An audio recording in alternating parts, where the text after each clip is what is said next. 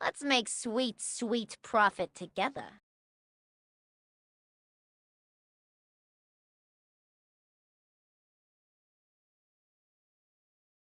Euclid, thank you very much for the 38 months. I appreciate that. Thank you, thank you. And welcome in, boys and girls. Welcome in, welcome in.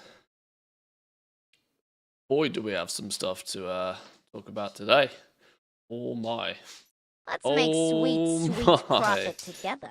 Indeedy do. Good morning, good morning. How we all doing? Euler with the 10 months. Thank you, my man. Appreciate that as well. Thank you, thank you. Fight harder. I like that little intro fighters thing. Oh, my coffee's almost cold. I've been up for hours already today. I'm hoping that the dogs are chilling already. Alma seems to be relatively relaxed, which might means there's not too much woofings going on.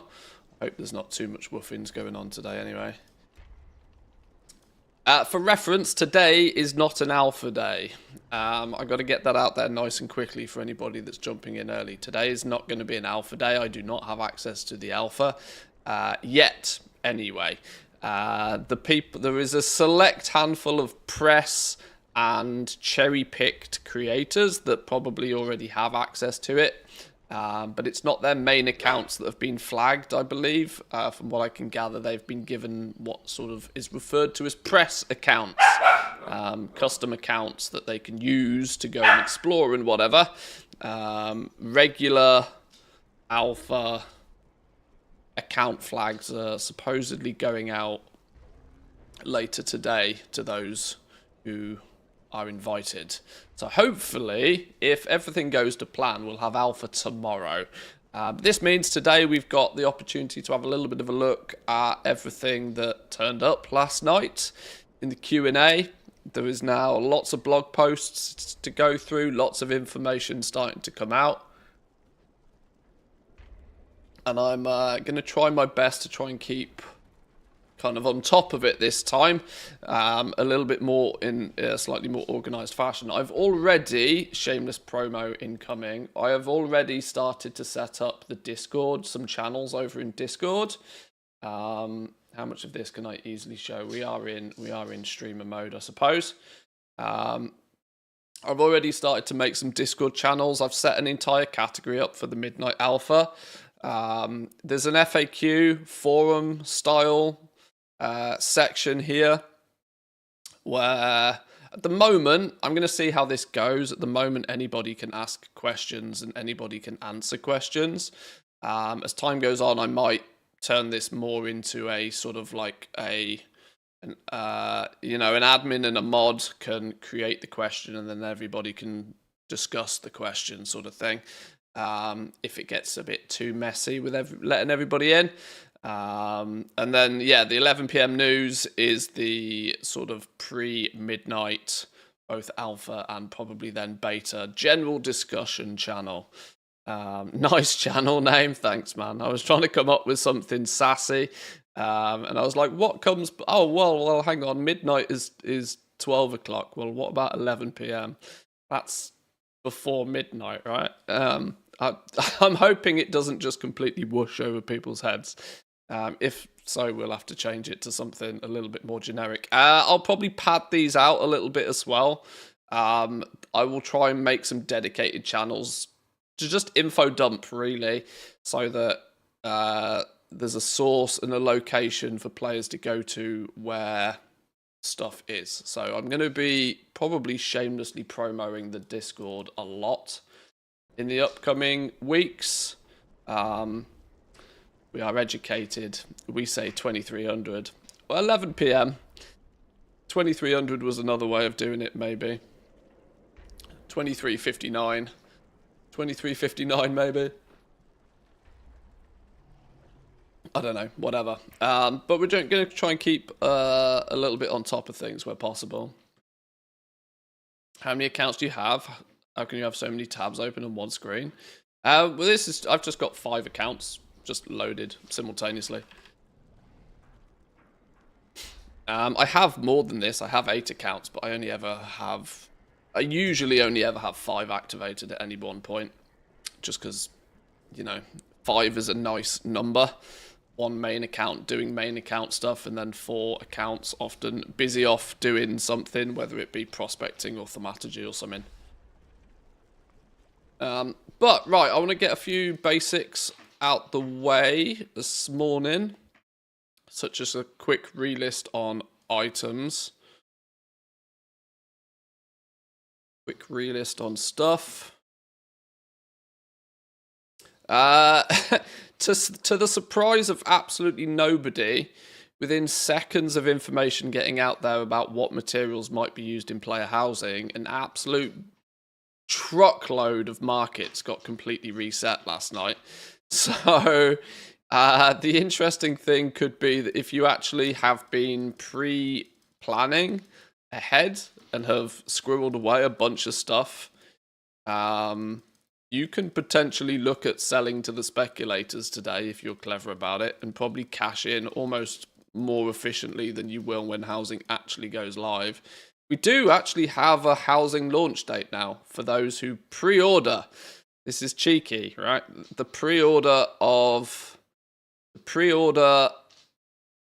midnight pre-orders will get access to housing with the 11/27 launch, which is December the 2nd, I believe. Literally 2 months today. We'll have housing in our hands, which is kind of crazy. That's going to turn up really goddamn fast, by the way. When we sit here now, 2 months away sounds like forever, but I shit you not, that's fast as fuck, yo. We're going to have a little bit of remix over the next few weeks to keep us all busy with, I assume. The hype will probably die down with remix within a few weeks anyway. Then we'll have a chill out November where we will just kind of like do whatever. And then boom, housing in December. And I would actually imagine that we will also be in beta by that point as well. My guess is that alpha's just going to roll straight into beta. So yeah, from literally today onwards, there is just stuff all the time. Stuff. Housing's looking cool. What's your favourite bit, Goldson? What attracts you? I think there is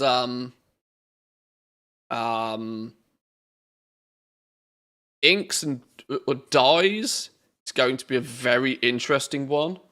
Inscription looks like it's going to be a strong.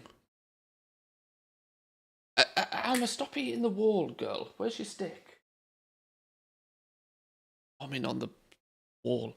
I think inks and dyes, or whatever they're called, being consumable on use is going to infuriate people. It will absolutely infuriate people, because when people are tinkering with their player housing, the last thing I think these players are going to want to do is, when placing an item in their player housing, go, oh, I want to make this rug red, but I don't have a crimson pigment dye. Oh, let me go to the auction house real quick and buy one. This is going to infuriate people. It's great. It's absolutely fantastic short term for goblins, but it's going to infuriate people, because there's going to be a load in, load out. You know, you're not going to have access to the auction house from your player housing. So you're going to try and place something in your house, realize that you don't have the dye to color it the way you want, have to exit out of your neighborhood, exit out of your player house. I mean, if you don't have a longboy at this point, you are actually completely screwed. You're then going to have to haul ass all the way to the auction house, wherever that may be, buy your dye, and then go back, and then do the whole thing to go back again. The only thing is, it will cause people to go, right, I'm just going to buy a stack of every color of dye. The run on old world herbs is going to be absolutely ludicrous. It's going to be mental. Let me just quickly go to Home Depot to get a tin of paint. Yeah, that's literally going to be what it is. Auction house integration to housing editing would be big. Yeah, but that would almost be far too much like... That would almost be far too much like smartness, wouldn't it? That would almost be too clever. But yeah, if alchemy and inscription and whoever are responsible for dyes, and dyes are consumable on use, and if you change something red and then decide you want it blue, then see you later, red dye, you're done. It's like, oh my god, that's gonna cause that's gonna cause people some challenges for sure. I'm gonna have to make... Let me do something real quick. Let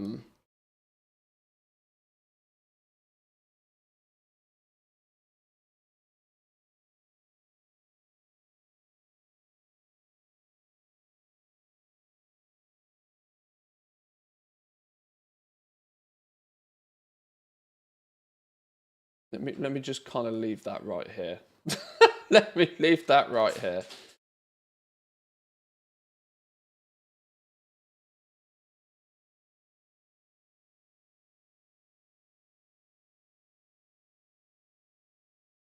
I'll leave it outside. I'll leave it there. You just try and make it as clear as possible that I do not have alpha yet.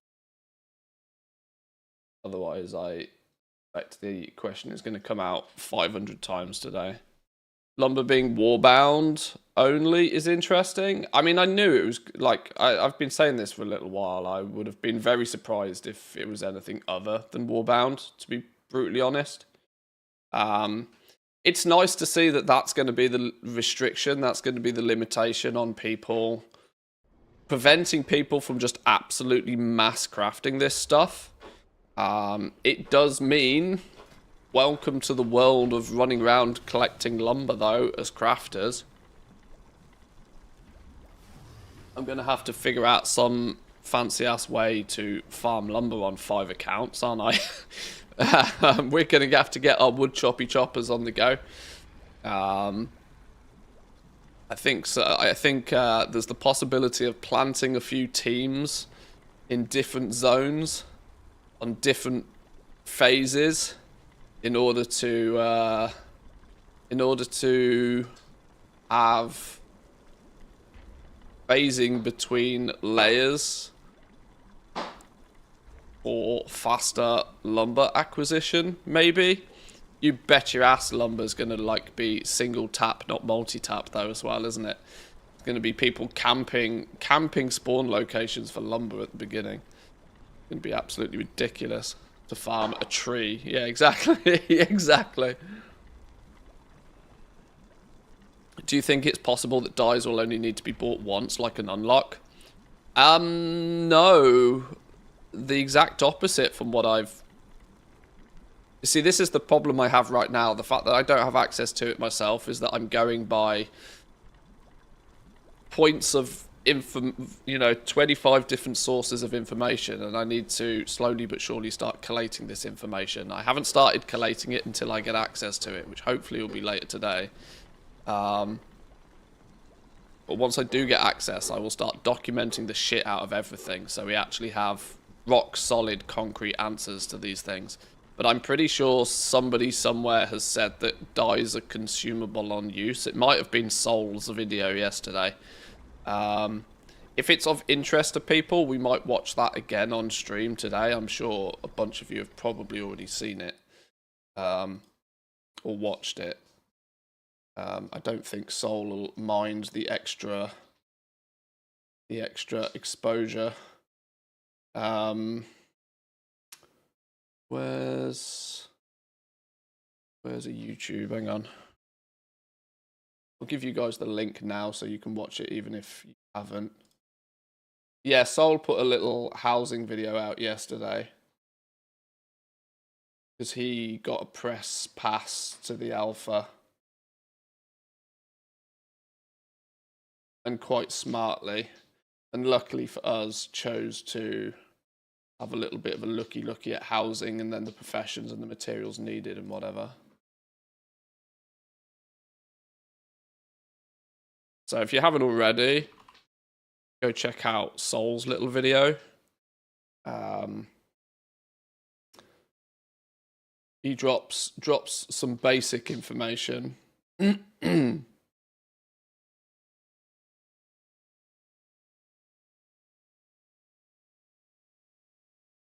a druid to 80 on each account for some quick travel. Why specifically a druid? I'm more thinking mages, because mages have teleports, meaning they can quickly zip from continent to continent to continent. Sure, they only get to like capital cities, but it's probably the fastest and easiest way to actually traverse the whole landscape. Alma Lama, stop eating the wall, girl. Where'd you put your stick? Nips have stolen it.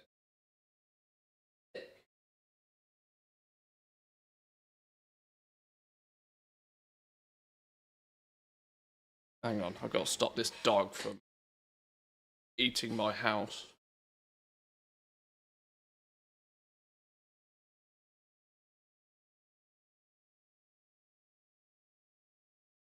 Awesome.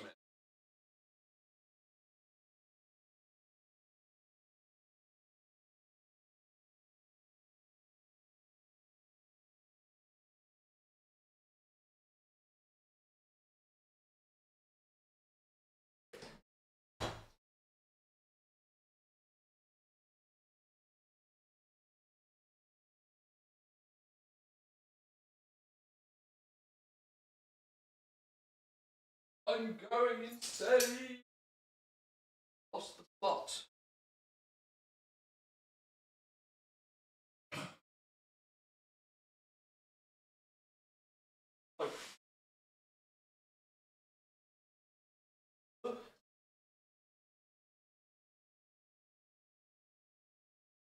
That's, oh my god.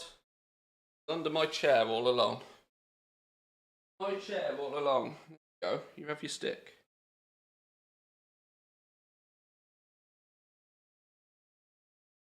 Eating the house service comes in a package with a pop. It does indeed. Oh my god, yeah.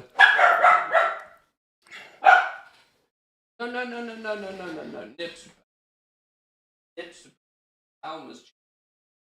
Alma, get in your bed. Come on.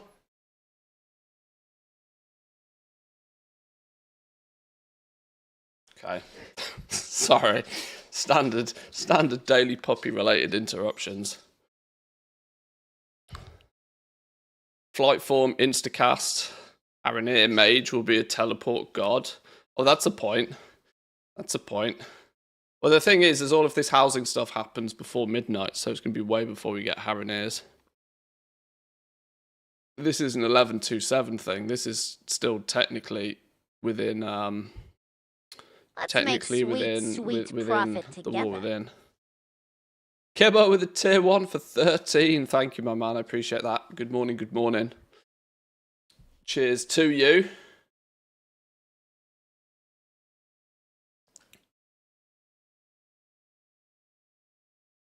Dark Irons have the mole. Yeah, I mean, I've got enough characters that I'll probably just leave a team of dudes standing at a tree, and then whichever shard has the axe sticking out of the tree will invite all of the others, and then they will tap it all, and I will get 5 times, or at the very least 4 times the wood regular Joe would get. Might be the way to do it, rather than actually trying to go places. Is the theory, at least. But we'll see. We'll worry about the optimization of farming lumber at a later date.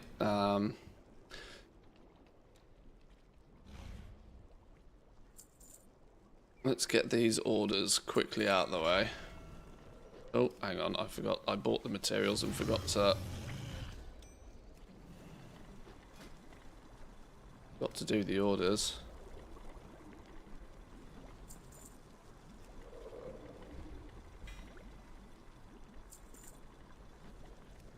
What else we got on this dude? Engineering. Profession I'm going to end up flipping doing orders for the next million years because I hate engineering. But yes, it's there's the official World of Warcraft blog post said that you need your professions 80% leveled in order to ensure that you can use all of the new decor recipes. So level 1 in your professions will not be enough to learn all recipes for decor stuff, but level 80 should be enough, and you can then use decor as a way to max them out if you really need to. So I am kind of very tempted to not worry too much about finishing alchemy and engineering to max. I think we got up to BFA, didn't we? So I've got only Shadowlands to do, actually, in theory. No profitable orders again. We are never getting engineering done, ever. We got Zandalari to 145. Is that 80%? That feels about 80%, doesn't it? 80% of 100 is 80. 80% of 200. What's 80% of 180? That's far too much like hard maths this early in the morning. Is 145 enough? Decor on the region, market, or local? Don't know. Depends if it stacks or not. Don't know. 144. Oh, so 145 is actually enough. Boom! I can technically leave my Zandalari alchemy at this point. Though I am going to need to do some work on my Zandalari engineering. Still. Okay. The reason we stopped Zandalari engineering is because it was about to get very expensive with Expulsum. And I was about to cry. And I think I did slightly start to cry. Then we just need whatever comes. We need Shadowlands. Shadowlands is the last expansion where we've got no progress made at all. But also, flippity doodah, I am absolutely gonna definitely need to make sure that my herba miners are leveled up as well. Not that I'm a big fan of farming, but you know, it'll be a way. It'll be a way. It will definitely be a thing. Even if it's only for the purpose of some video creation or some quick shorts or something. When people start looking for some simplistic routes to go farming up some old decor mats, Corium is like 400 gold. Yeah, Corium's going to be one. We should do some Corium raids. Corium is best farmed in a raid, by the way. 10-man raid is the best way to farm Corium. The way that you do it is you all leave group. No, not in a raid group, that is. You can tap a node 10 times. So you have 10 separate people that all fly around the map hunting for the Corium nodes, and then when one of them finds it, they invite everybody else into the group, and everybody flies to them. And then when everybody's there, they loot the node.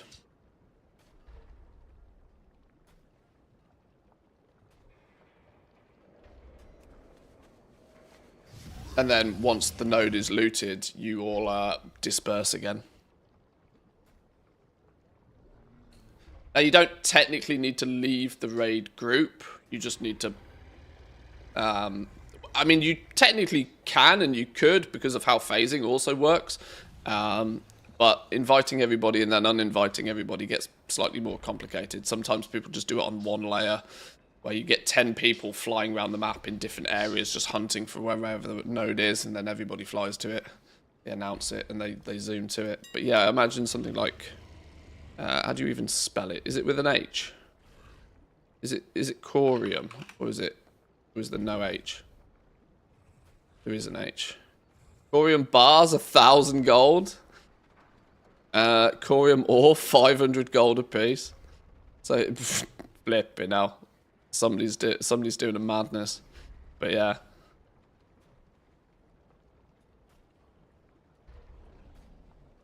I fully set goals just for herb mining this expansion before yesterday. So after the information came out, I'm excited. Well, there we go. There we go. Yeah, housing items will go on the auction house. Yeah, your crafted decor items can be sold. Whether they go on the region-wide auction house or whether they go on the individual realm auction houses, we don't know yet. Or at least I've not seen anybody that can confirm or deny. That'll be an easy thing to check once we get into the alpha. We'll be able to start figuring that out for sure. Go full degen, make high mountain Tauran miner and a Tauran herbalist. Full knowledge trees max, just to be sure.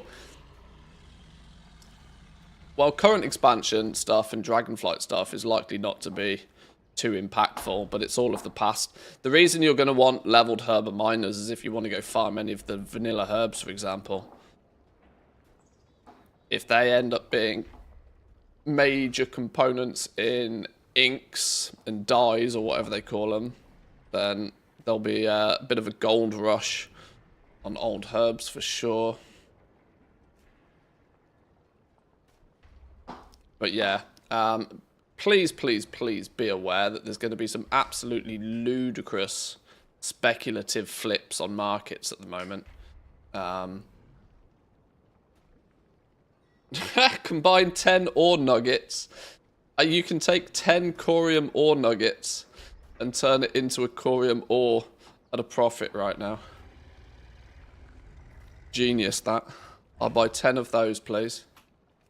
I'll buy 10 corium ore nuggets. I'll go yoink. And I'll convert them into a corium ore. And we'll sell it out for a profit. You watch. Boom. 270! Oh, I got scamazed. Got scammed. Right, we'll put 1 in there. No, no, no, not a unit price of 1, you donut. Well, it was easy for a minute. But yeah, there'll be some absolutely ludicrous speculative flip prices in the next few days. But don't forget, it's like 8 weeks or something till housing is even in the hands of players. So markets being reset today is like, don't worry about it.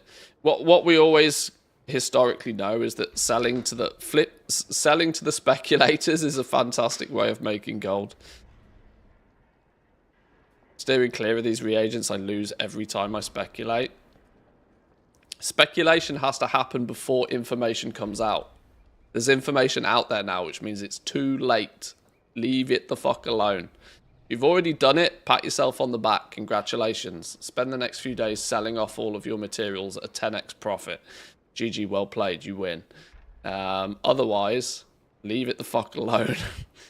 Leave it alone. Understand you missed the boat. Don't be stupid.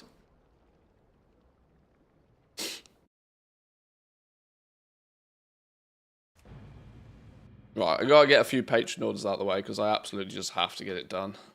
Zan must be sitting pretty then. If Zan was smart, he'd sell off all of his wares today. If Woo's listening, you can probably do the same. Market resets are going to have been ludicrously... going to put things at a ludicrously profitable point. Spend the day drip feeding items into the market rather than, you know, dumping entire stacks of old materials. Don't be stupid about how you try and sell them. But yeah, there'll be ways and means.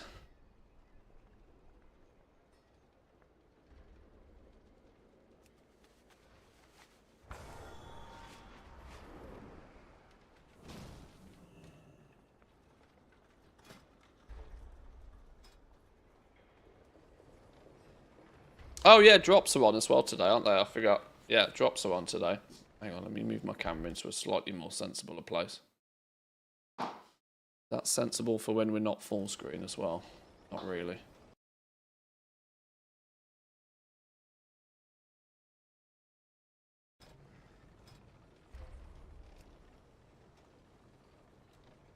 Wow, one order.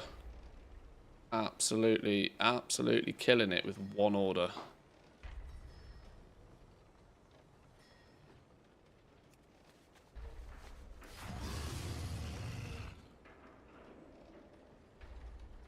People are going to go farm Pandaria for token gold. Expect tokens to go up to 40k in Classic, probably. Why do you think they're going to go farm Panda? Why do you not think they'd farm retail?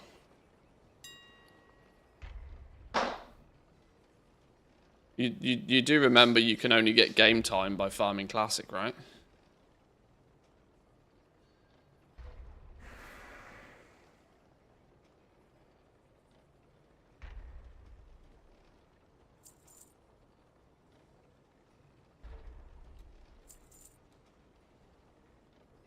No, that one.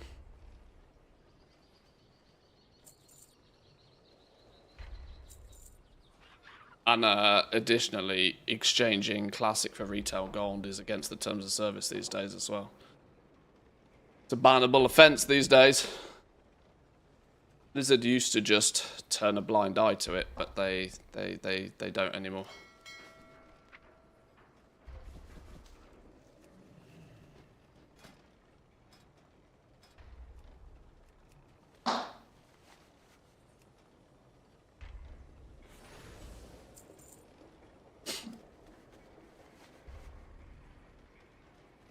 Instructions unclear, lost all my gold flipping. Yeah. Early bird catches the worm.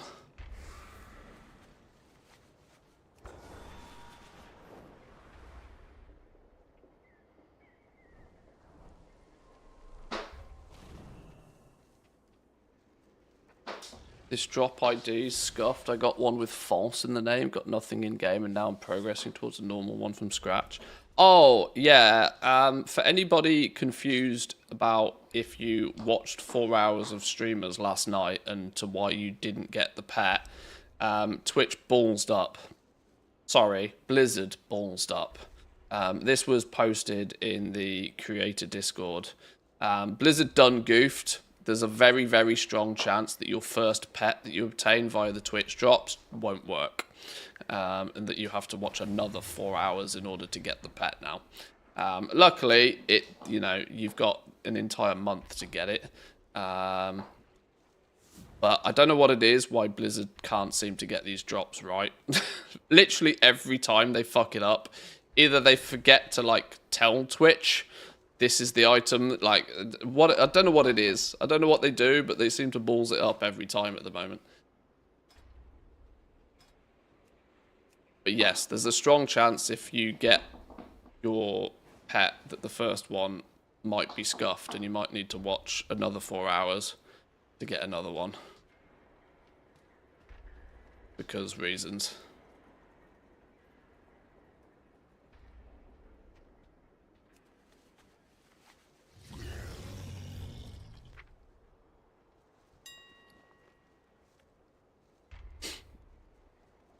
This is an alpha, let's riot.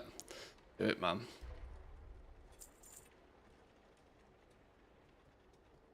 Start a riot. Start a riot with your credit card. I would hate it if everybody rioted with gifted subs. It would just be horrible. I'd absolutely hate that.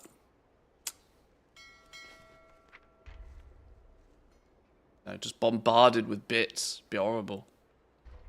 I don't know if I'd survive.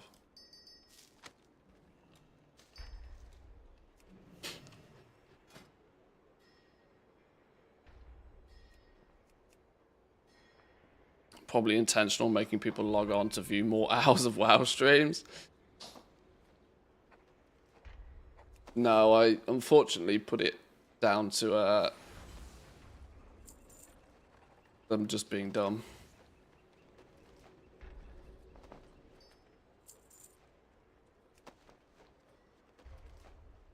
Cheerful, how we doing? Welcome in. Good morning.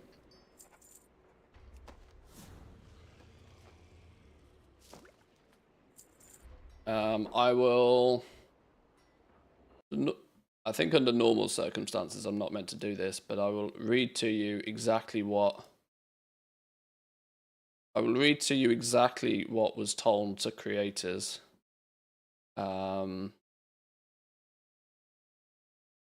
We had an error with our Twitch drop campaign for the little Coley item. Unfortunately, due to an error during its setup, viewers were not able to receive the item after watching for the 4-hour duration. Been resolved, and we're working with our team to explore if there is an option to retroactively grant this item to players' accounts. Viewers may need to rewatch for another 4 hours on Twitch. Discussing with the team on what communication we need to post publicly about this. I apologize for the inconvenience everybody is forced to experience because of this, and thank you for your understanding. And there's actually a forum post about it as well. So yeah, they done goofed. They done goofed Twitch drops, but that they'll fix it, or you'll just have to watch another 4 hours.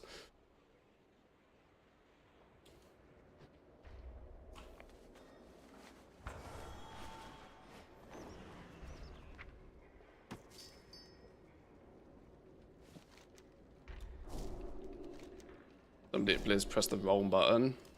I don't think anybody pressed a button full stop. Yippee, sold my Skull Flame Shield. How much do you get for it? To sell it that fast, you must have done the smart thing and just massively undercut the regional average. And I didn't buy a Skull Flame Shield yesterday, but 120k, I'd have given you more than 120k for it, yeah. I'd have given you 120k for a Skull Flame Shield. I think I've got one somewhere, actually. I've actually got one knocking about somewhere. But yeah, point made, you know. Undercut the regional price, you'll have pretty much any item sold within 24 hours. That's exactly how you do it.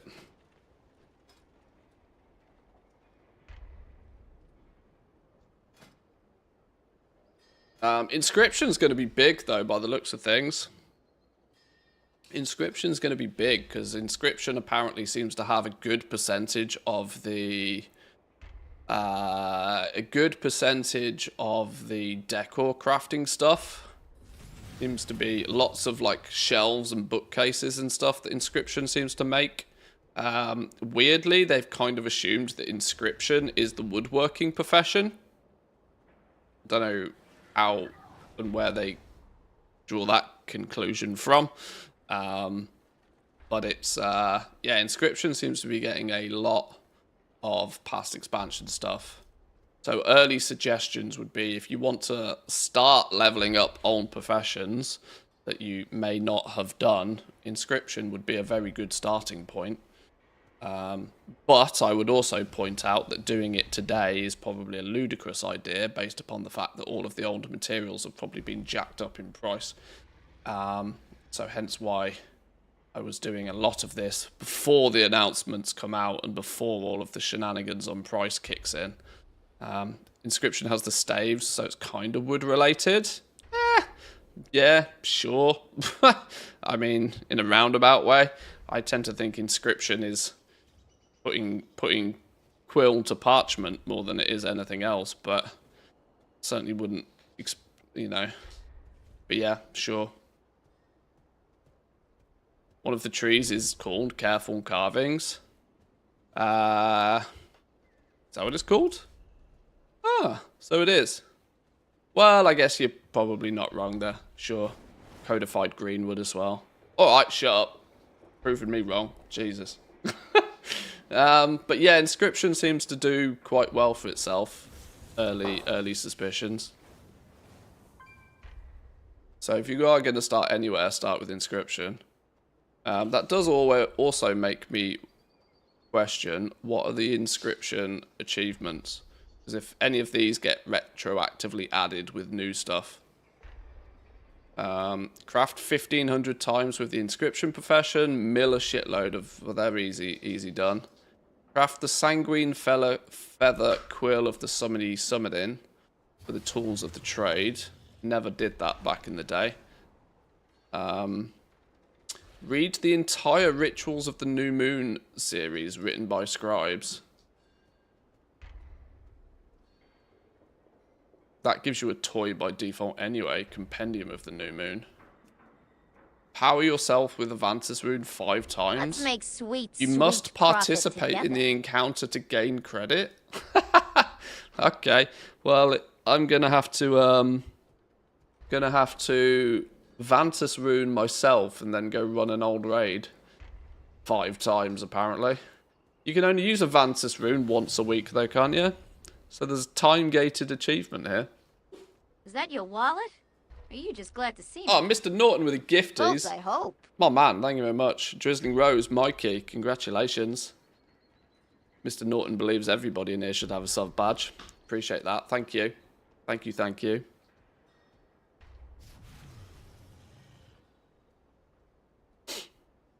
Is it per raid or just one a week? Banter should be once. Oh, is it once per raid? Okay. Does it lock you?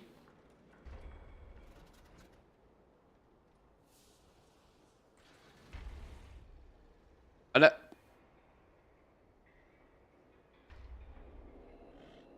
Once per week, it's like a contract. Yeah, I kind of thought, but can you use different Vantis runes from different raids? I don't know, whatever. Either way. Release origami creatures. Why is dogs woofing? Oh, is Nipsu stolen your stick? Nipsu bears. Hey. How much to do with woofs? Completing all the quests that Sol showed on the housing video. Yeah, it's gonna be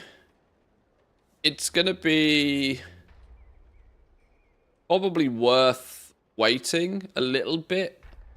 Unless you just want to do a bunch of quests for fun. Because otherwise you're just kind of shotgunning quests. It won't be too long before somebody, maybe me, puts together a compendium of player housing recipes and their acquisition methods. And then people will know exactly what they need to do ahead of time to make sure that they have the recipes day one. Your fault I didn't get 20 mil before this month started. I've got 35 hours in Megabonk now. How much have I played Megabonk? I don't think I've played it 35 hours. You've been doing more bonk. 28.4 hours I've got in Megabonk. You've outbonked me. Congratulations. It's fun though, isn't it? It's really fun, this stupid game. It's really stupid fun. Yeah, I might... Well, there's going to be lots to cover in the alpha, and I'm also going to be cautiously trying to do probably as much of this in the next few days before Remix starts. But if I can be... If I can be... there's a possibility that I can maybe look at putting that compendium of information together. This is one of the scenarios where I will shamelessly plug my Discord all day long. Now, I'm not going to push it too much, considering I don't actually have alpha access yet, but when I get it, and I'm going to say when, I'm going to stay positive. When I get access, which there's a strong chance is later today, then I will start spamming the Discord with information. I keep closing the game down, and then 5 minutes later I'm going, okay, just one more. I think you've already done better in Megabonk than I have. I've not really got, I don't think I've even unlocked tier 3 on either of the maps yet. I seem to always end up stupidly dying. Although what I've tended to do in Megabonk is go pure glass cannon, which is my my downfall more than anything else. Have we friended? I want to see your score. I don't know. I've basically got nobody on Steam. I rarely share out my Steam. You can connect on Steams if once. I don't even know what my account details is. It's probably easy if you let me know what yours is. Just DM it to me or something. I'll add you on Steam. I don't even know how to do it.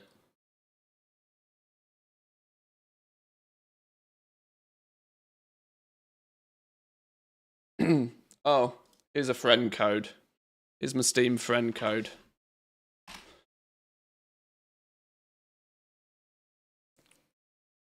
You can add me on Steam that way if you want.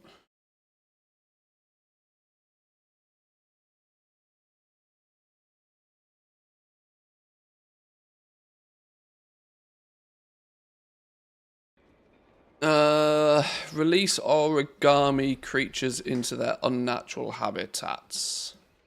Origami cranes released in Karasang Wilds, Tirasgard Sounds, Nazmir, Isle of Thunder Deep Home, Zaralek Caverns, swarm of beetles in Uldum, Eastern Plaguelands, Fellwood, and Maldraxxus. Is this why somebody told me to keep these beetles way back in the day? Clearly. Are these the quests we need to do? No, these are the profession achievements, which, whilst I cannot confirm or deny, will get retroactively fitted with decor recipes. It seems like an obvious place for them to go. And if there's any easy achievements to chip off the list prior to housing coming out, it'd be a good way to ensure access to day one recipes. Deliver forged documents to the following gullible individuals. Scout Stronghand deceived, Grunt Grimfall deceived, Ambassador Dawnslinger, Branslit, Suya. We can bang out those. Those don't seem too problematic. Maybe not right here, right now, but it's stuff to occupy our time with so that we get access to as many recipes day one as possible. The reality is that farming lumber might be the ultimate bottleneck. It's time gated, 1 per day. Oh, the forged documents thing. Is it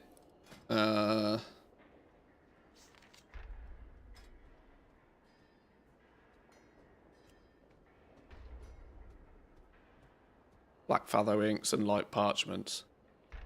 Begins a quest. The craft does a daily cooldown, does it? Okay. The Black Fathom ink at the moment, of course. Of course it's gone up. Well, yeah, stuff like that we can do to occupy ourselves if needed in the run up to it. But I'm not going to start randomly doing stuff just in case right now. I'm going to wait until a list of tasks comes out, and we'll start collecting decor recipes then. Is my plan at least. When we get bored, a lot of this will probably get done when we get bored of Remix, which I'm hoping won't happen too quickly. Getting 740 is going to take plenty enough time in Remix. I think there's a good couple of weeks worth of play there. So I'm absolutely procrastinating like a machine today, trying to get these patron orders done, and then we can start digging through some information.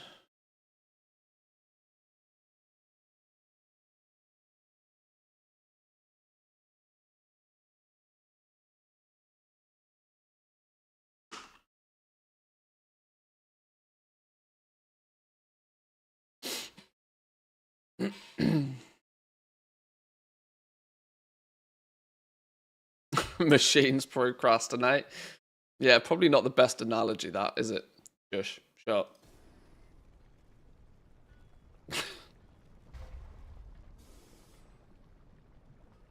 Did you see the youth of Nepal overthrow their government using Discord? No. I don't know if that's funny or not, though. What the hell is all of this? Oh, you expect me to go to the Ice Bellow Anvil for 1,000 gold apiece and then come back and do it again? Yeah, that's not happening. Is that the same for all of these? For you to then only go and probably put the items on the auction house. Ice Bellow Anvil, Ice Bellow Anvil, Ice Bellow Anvil. Yeah, none of that's happening then. Good try. Wow, none of those are happening either. Jeez Louise. Okay, well that was a very quick trip to the Paladin, wasn't it? A very quick trip to the Paladin. They elected a new government over Discord. I'd try steer clear of politics, but that's kind of funny. That's actually kind of funny. Amma, don't eat the wood chips. Llamas, hey. Start shitting trees. Dog.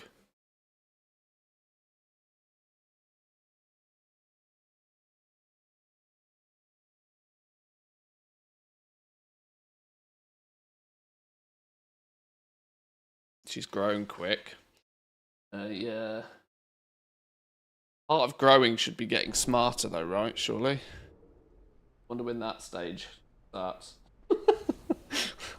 I wonder when the not being a dumb stage starts. He's already farming trees, literally, yeah.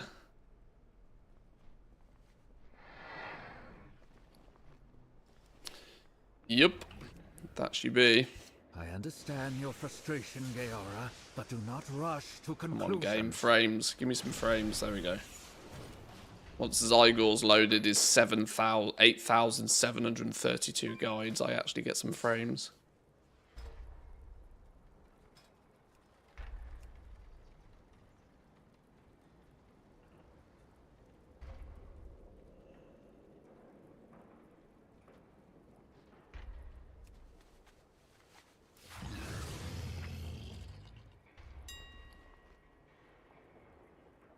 Let's get these done real fast. It'd be awesome to have Silvermoon as a crafting hub. Silvermoon looked nice, didn't it? It looked like they've done a good job, like, revamping that. It looked really good. Safe to say, regardless to what the gameplay mechanics end up being in WoW, the art team always smashes it, don't they? The art team always knocks it out the park.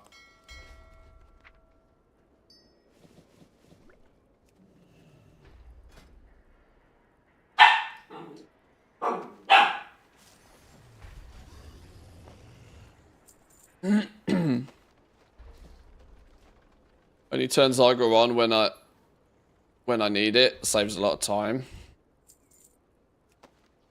I would do, but I find reason to use it nearly every single day. Whether it be just navigating somewhere quickly or quickly banging out some world quests or something. And, you know, 20% off with code Manthe and all that. Kind of, since they're a supporter of the stream, I'll let it stay on. It does slow your load times down a little bit, but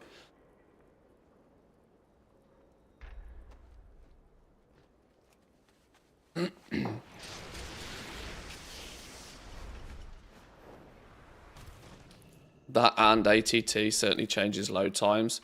Yeah, ATT is another hog for resources on load. Jeweled Ruby Whelpling, 100 gold commission on this. 2,700 gold worth of mats. Odds on them looking to just throw the flipping thing on the auction house anyway. Is there any reason for me to be doing this? 50 glossy stone. Resource procs on glossy stone could be funny. 19 glossy stone. 400 gold of resources saved.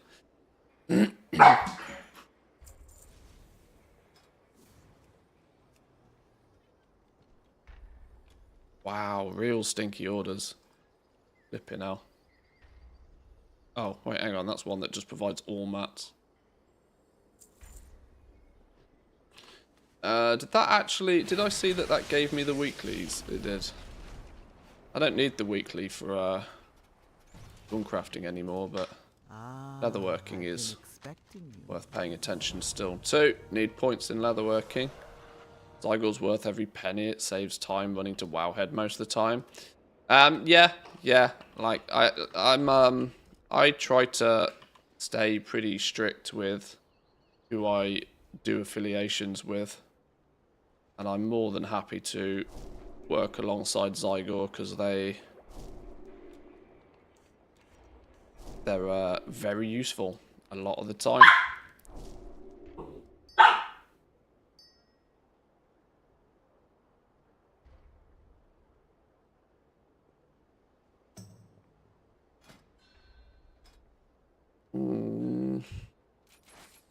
Few more points in there.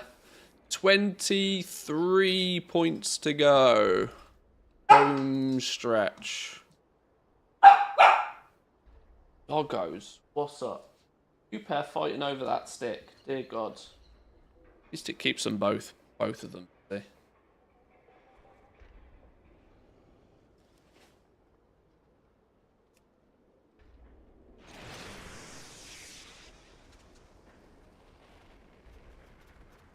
How does the navigate feature work? Oh, with Zygor, it's basically you go anywhere you want on any of the continents anywhere. So if I wanted to go to the Jade Forest, I just shift click anywhere on the map, and Zygor calculates and navigates you there. Just then follow the map. It knows all sort of cheat codes to get places quickly. It'll use portals, hearthstones, whatever. It will route you there as quickly and as easily. Means I no longer ever have to remember like what portal goes where, or where the portal is, or which boat to take, or no, it'll use all of your hearthstones and it will use everything to get you places. And it puts the puts it on your main map. It also puts the line on your mini map and stuff as well.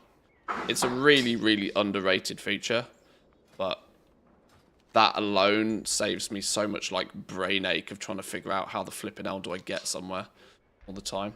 It's really kind of cool. Then you just shift click to remove the waypoint if you decide against it. Kind of cool. Right, okay. I've kind of chipped away at the simple stuff I wanted to do. Let's they're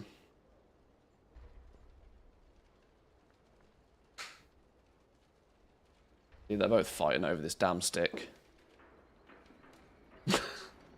Oh, swap time. Nipsu's got bored. Nipsu gets bored faster than the puppy. The puppy seems to have unlimited attention.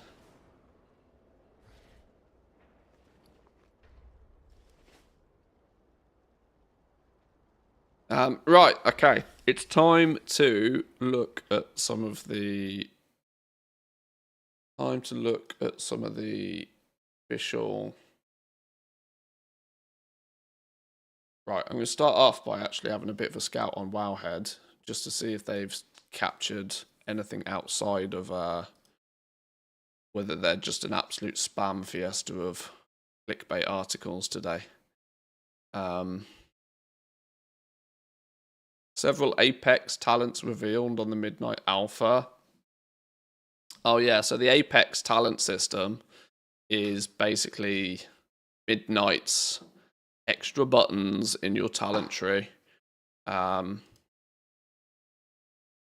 got a funky little UI system to it.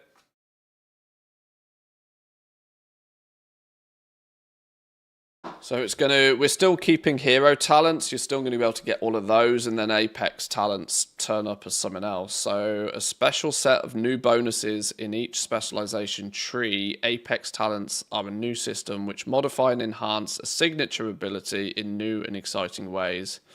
With up to 4 points to spend across 3 sequential talents, players are not required to put points into Apex talents, but it should be strongly encouraged. Most of the power allocated to the first and the 4th point in the set. Not every class and spec in the Midnight Alpha has Apex talents yet, even though even if your class does not, this preview will still give us some idea of what the effects we'll be seeing. So, is it that you get... They gave them to survival hunters, but not the other hunters? Odd. Doesn't really tell me how the system works. So there's 3 bonus abilities. You get 4 points to spend, but they can each go up to 4 ranks. Is that what we're saying? No, because whatever. We'll figure that out when we see it.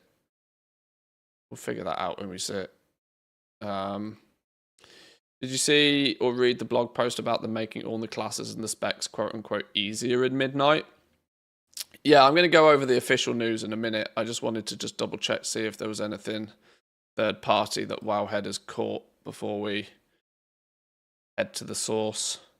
Player housing early access starts on December the 2nd. We'd sort of figured that out. That's going to be the launch date of 11/27. Yeah, Blizzard aims to make WoW more approachable with combat changes. Main goal with the expansion is to make the combat loop for almost 40 specs clearer and easier. This is going to be a monster of a task for them, by the way. Blizzard's going to have a bit of a monster of a task on their hands here.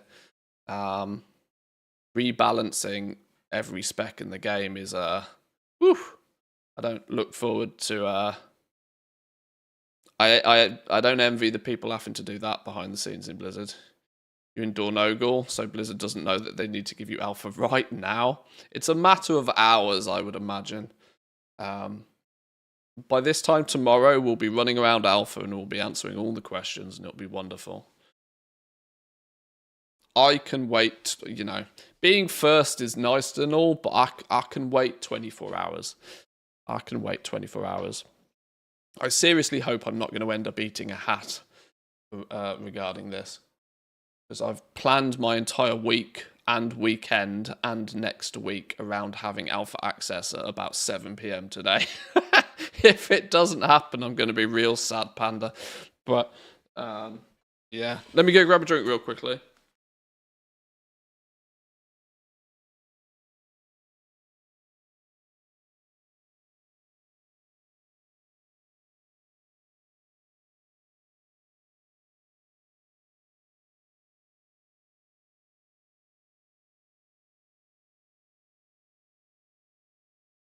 I reckon he comes back with a Coke. Shut up, Mikey. Why do you lot know me so well? What the Christ is going on with this? Am I that predictable of a character? Jeez Louise. BM Hunters losing multi-shot seems big to me. Lots seems big to me, though. It's a long post.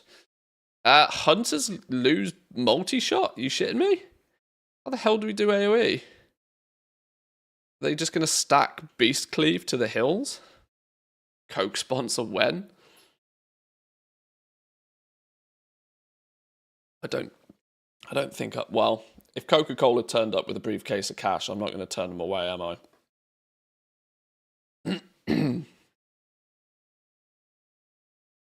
I'd rather have a Monster sponsorship, if I'm honest, though. Big healing changes in Midnight, moving away from rotating cooldowns. Cool. Oh, the official alpha dev notes. This is probably worth paying attention to. Can I have the original, please? This will give me an understanding of what we might be able to see and test and poke around with. Might help me with planning content for the next foreseeable future. Right. Dev notes. With each phase... Are you thirsty, Amalamas? Hang on. Please hold. Please hold.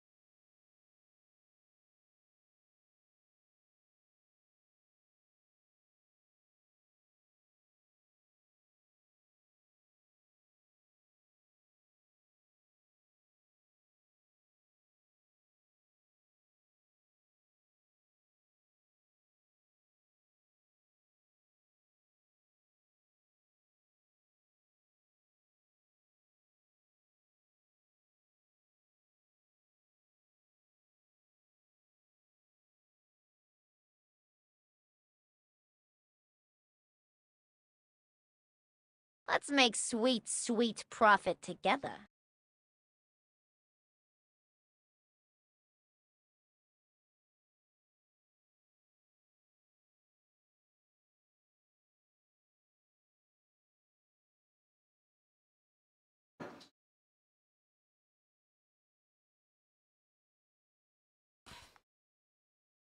The dog's not getting a Coke. Flipping hell's bells. No, the puppy has not developed an off button for when the water bowl is down. She just drinks and drinks and drinks and drinks and drinks until she's about to pop. And she also seems to enjoy paddling in it. So I have to lift the water bowl off the floor, which means sometimes she has to tell me when she's thirsty.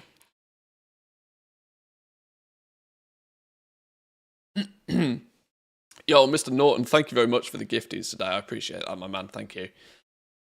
And GG Goldson.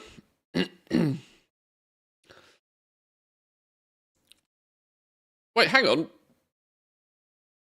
Goldson was dishing out gifties as well yesterday. I'm convinced of it. You were gifting subs before subbing yourself? that's crazy. Crazy talk. Well done. Thank you, my man. Oh, excuse me. Right. Let's take a look then. We get level 80 template characters, and the maximum level is going to be 83 for this first test phase. Eversong Woods is the only zone that's available to test in the first phase.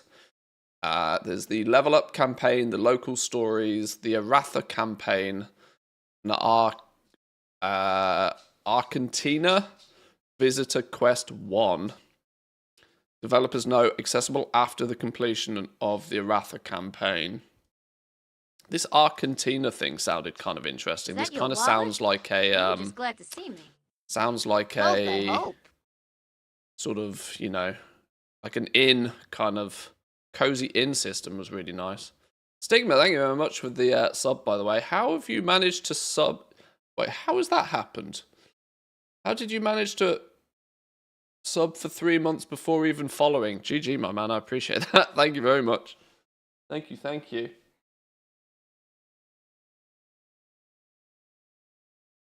That's ballsy. That is subbing for 3 months before even hitting the follow button.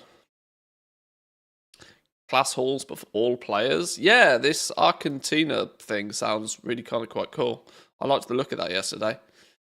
Right, how do we start things off then? When you log in, you'll be given a quest, a house for you, which will lead you to your faction's neighborhood, introduce the steward, and take you on a tour of the neighborhood, and ultimately direct you to buy your house. Please note, the house cost is not final, and assuming you use a template character, you'll have plenty of gold to afford it. Okay, that's interesting. There's already news floating around that, oh, how a house is only 1,000 gold, it's basically free. Clearly people haven't read the dev notes. In before it's like 100k or something stupid. Gold sinking coming. There will be some maths done on this, I can tell you for a fact. They did say they want everybody to afford a house. So the question is, 1 token or 2? I don't know. I think they would be smart to make buying your plot not exactly costly.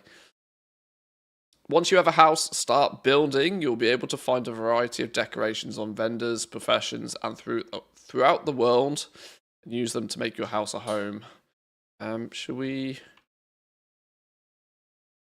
zoom this in a little bit? Zoom this in a little bit for those not watching in high resolution.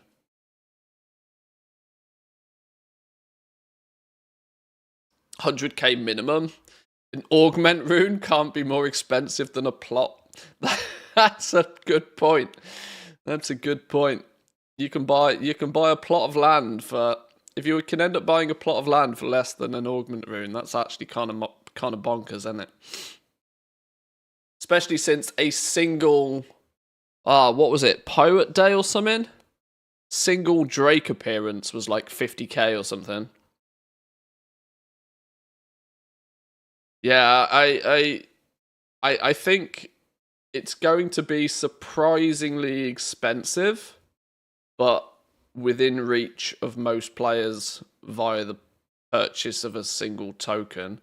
I am not convinced a player house is going to be 10,000 gold, but I'm also not convinced it's going to be any more than 100k.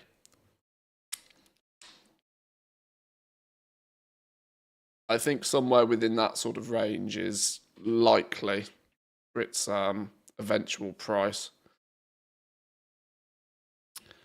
Once you have a house start building, you'll be able to find a variety of decorations on vendors, professions, and throughout the world. Lay out your rooms and expand into a spooky basement or a lofty attic. Explore the neighborhood and see what's hidden around the corner, or go say hi to your neighbors. Please leave any feedback on the feature in the housing feedback thread. What to expect going forward? During alpha and beta, we'll be adding a ton more content and functionality to housing, including moving your house will become possible. Please be especially careful of your choice since it's not possible to change right now. Okay. Exterior decoration, being able to place decor outside, and exterior customization, being able to change the outside appearance of your house will both be enabled. House exteriors will also be able to upgrade their visual size. Okay, sure. Charter neighborhoods will be enabled, allowing arbitrary groups of players to have a private neighborhood. In the meantime, guilds can create their own neighborhoods to test. So this is something I'm still in two minds about how I'm going to deal with. Because of course, at the beginning of the War Within, we set up no refunds. We set up a region-wide crafters guild in order for players to jump in, craft for others, get stuff crafted. Now, the core members of No Refunds might see value in having a guild neighborhood, and boy oh boy is that going to be a wealthy neighborhood. I need to fully understand the difference between charter neighborhoods and guild neighborhoods. Because for the purpose of the stream, a charter neighborhood might make more sense. But from strictly a guild and gameplay loop, an actual a no refunds crafting neighborhood could be quite fun. Chartered are max 50 plots. So it's the space limit that is of significant change. So are players going to have to choose which neighborhood their house is part of? Or can a player... Because this is the question. This is the question for me. Can you have your house be part of a guild neighborhood and a charter neighborhood, or are you going to have to choose? I, as a content creator, am going to feel very obliged to have the guild be in the guild neighborhood. It would be really silly if I wasn't. Houses in one. You have to choose. That means I am probably going to have to... It makes absolute most sense for me to have my house in the no refund guild. But you're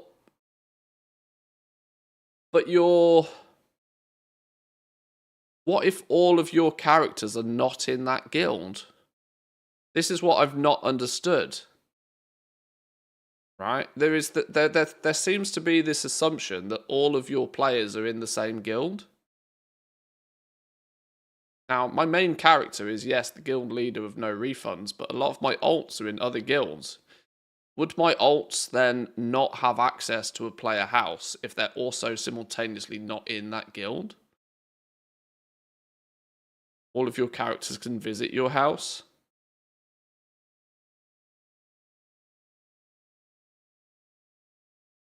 Okay. All characters can visit. Okay, Sure. But you can't buy the plot without being in the guild. Yeah. Okay. So, see, I'm still thinking of player housing being on a character-specific kind of thing, aren't I?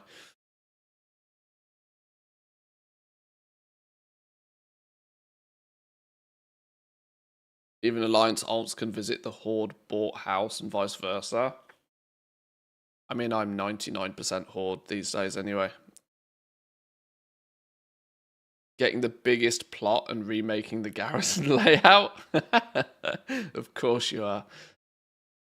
Of course you are.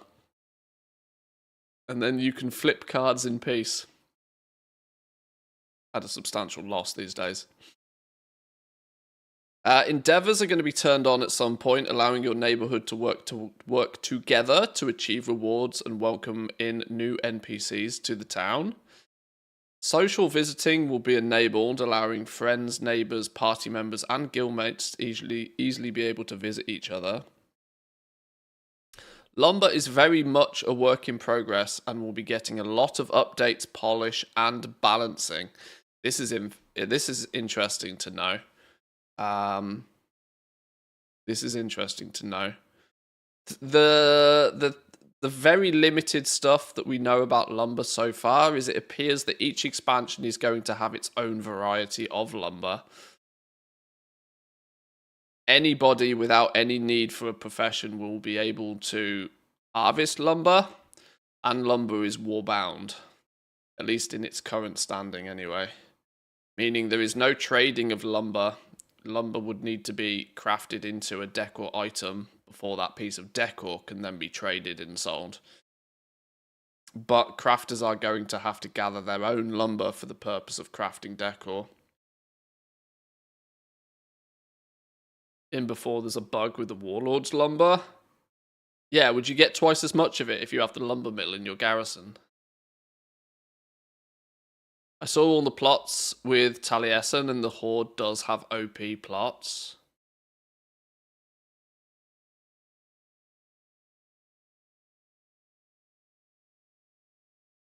That's going to be weird, isn't it? It's going to be weird if Horde has...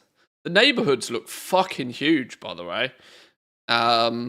Neighborhoods look absolutely monstrously large. I didn't realize these neighborhoods are going to be so big, but when you think that it's like 50 houses, like 50 houses on a single layer of a neighborhood, I also wonder how that's going to work with guilds, because guilds are then going to theoretically have to have multiple layers. If you've got 999 people in a guild, and one neighborhood is 50 plots, where are the other 949? There must be multiple layers that have to be spun up of a guild. Does that mean there is still going to be... Are they all going to work towards the same endeavors?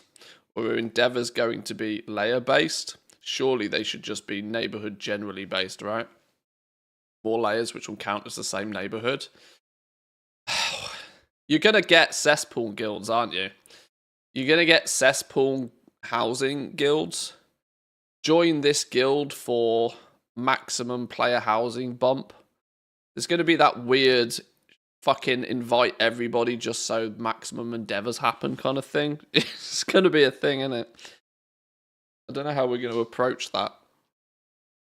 Because I've had a relatively open doors policy with no refunds due to the concept of it.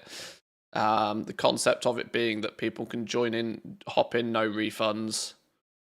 They can get a piece of gear crafted and then dip if they want. Have to ghettos, neighborhood watch. Yeah, we're going to have to figure something out.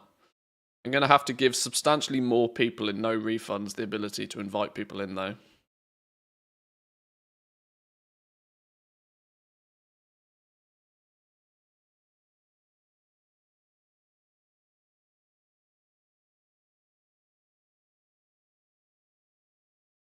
Morning, have you got the access? I mean, what more do I have to do? What more do I have to do? No, not yet. Not yet.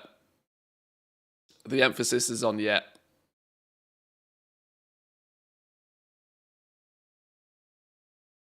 Soon, TM. Hopefully this evening. It's exactly midday now. That means within the next 8 hours, I hope to have alpha access. To be fair, that's probably quite small unless you've got me full screened. I've also just realised my little my sponsor banner rotating thingy is a little bit off-centered.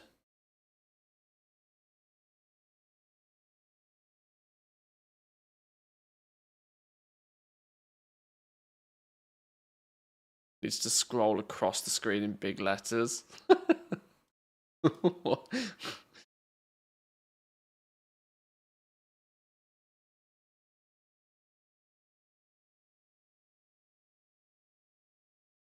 Mm.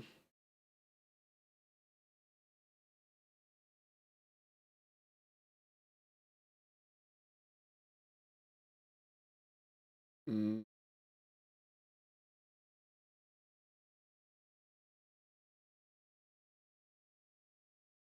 I can't remember how I do that. I do that with some of... I'm sure that's possible to do. Where the hell?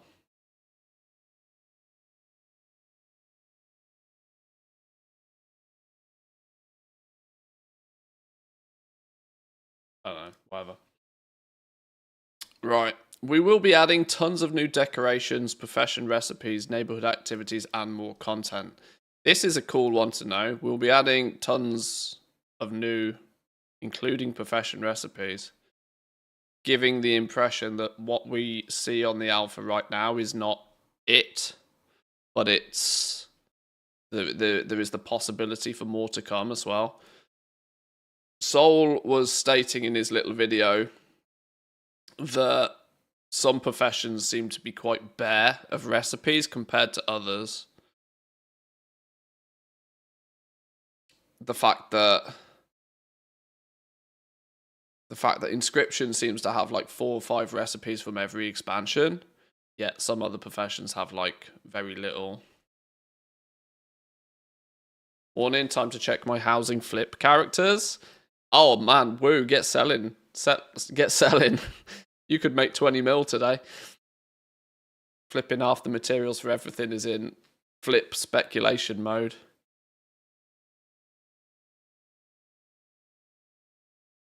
There are already a bunch of known issues regarding housing. Walking towards another player's doorstep can sometimes cause it to crash. Focus on decorating your own home. Okay, sure. We won't be exploring other people's yet. 2008 housing crisis incoming? Oh, Jesus.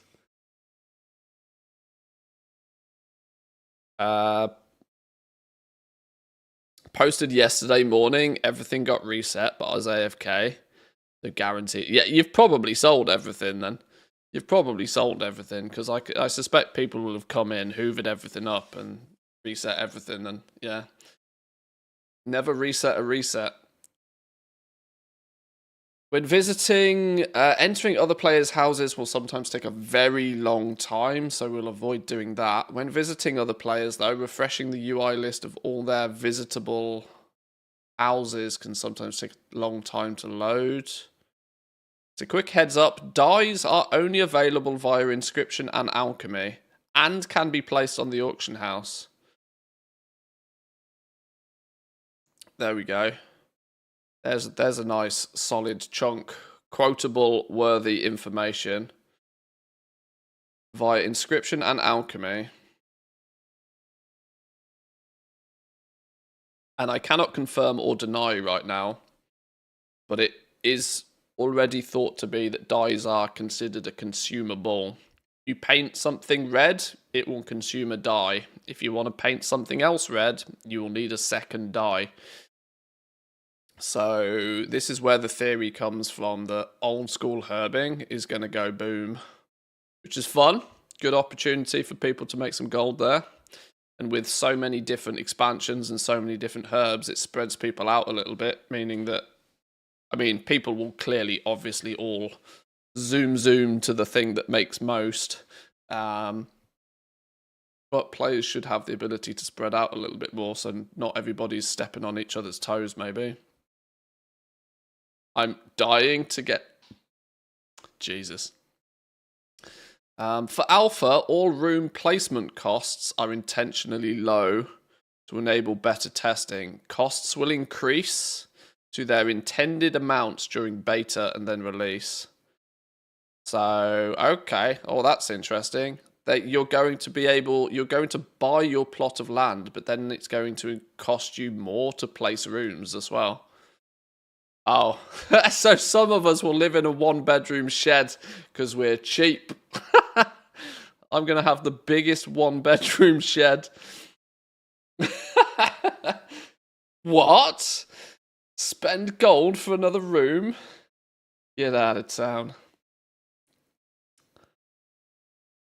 It's currently the old inks that are used to make the dyes, not brand new crafts currently. Not sure. Considering the ink vendor has been a thing in the game for years and years and years, I wonder how that interacts with this whole system. The ink vendor's not been updated for ages though, has it? We've not had an ink exchange vendor for a while. Has it been updated since like Shadowlands? Does that mean farming Shadowlands herbs, converting it all to the lower inks is like cash money again, maybe? Here's to thinking. I wonder if kicking somebody from the guild means that you can have their spot in the neighborhood. Oh god, yeah. Hang on, I want that spot. Do you want to trade me that spot? No. /G kick. Mine now. Oh dear. Oh, that could be funny. That could be funny. Can't wait to be a sugar mummy for all my Mythic Plus friends so they can afford more rooms in their houses.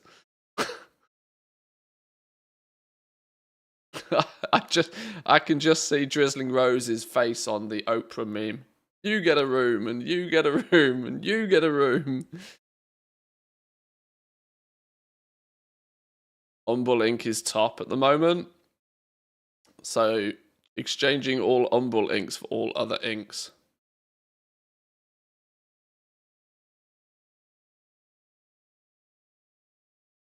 I lost 2.5 guild banks full of old mats when they made guilds region wide and it fucked up.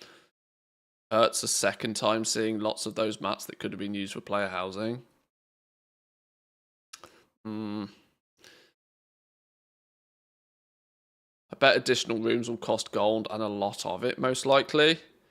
In Star Wars, the basic house cost 100k, and to unlock all of the rooms, you needed 10 mil or something. Yeah, this is what they'll probably do. I do suspect additional rooms will end up costing a boatload. They will make buying the plot of land relatively cheap, but they'll then gouge you on the cost of the rooms for sure. You know, they said at the beginning they don't want the cost of buying your house to be prohibitive to players. But you are going to live in a 1-bedroom shed unless you cough up. Pay 5 million for an observatory with a telescope so that I can click to view the sky. That'd be quite cool. Time to dust off those BFA Dark Moon characters with the banks full of inks and pigments. All of that. What was it? Oh, what was it? Yeah.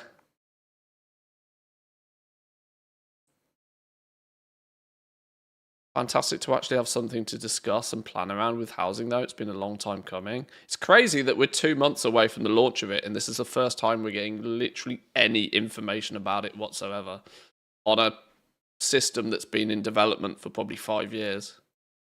It's kind of wild, really.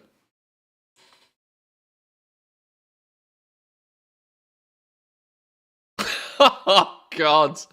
Ice Crown eviction.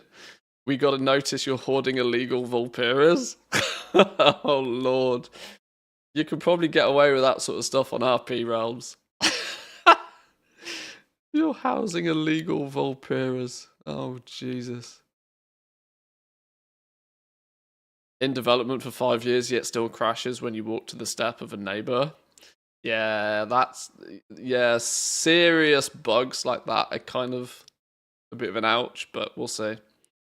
Private neighborhoods with names longer than 50 plus characters will cause disconnects and crashes. Be brief. Oh, you get to name the neighborhoods.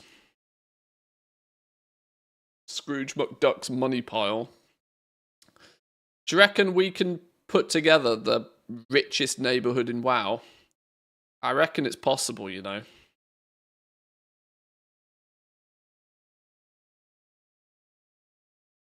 I reckon we can put together the richest neighborhood in WoW.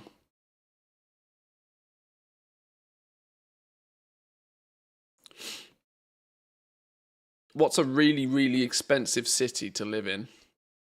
Vancouver? Dubai?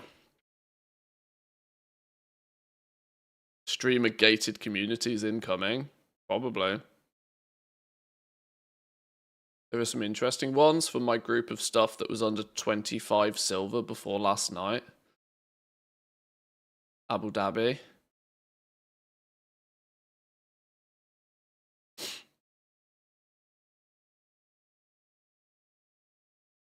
Please. Oh, Jesus. Information overload.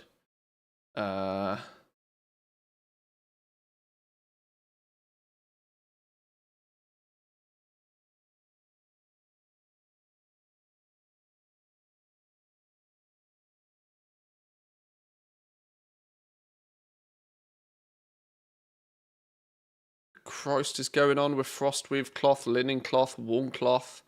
Wait, wait, what's going on here?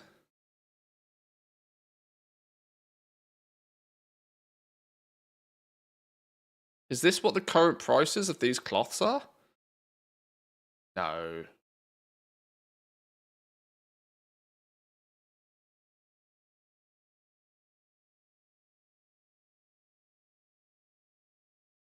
You seen the news? One of the Saudi princes changed his Steam account to I bought EA.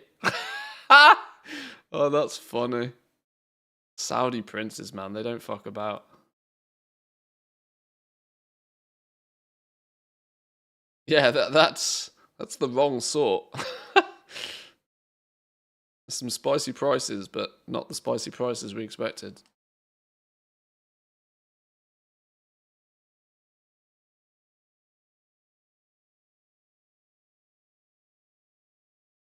If you drag decor across room boundaries, a crash can sometimes occur. Put the decor away in your chest and take it out in the target room to avoid this. Okay. If you have a lot of decor in a single room and add more, a crash may take place. Customizing rooms will always have vaulted ceiling type option available, although it only works on some room types. Houses that are owned by other players will occasionally display a for sale sign asset, even though they're not for sale. You'll likely encounter a variety of lure errors. It's fine to ignore these, but occasionally you might have to relog and reload your UI. There are some visual issues with various pieces of decor, room, and customer. Okay, sure. So the TLDR is that anybody that gets access to the alpha, expect housing to be buggy 8 weeks before its actual launch. Okay, cool. Just getting up now, feel as if I have a day's worth of YouTube to catch up on. Probably. Probably.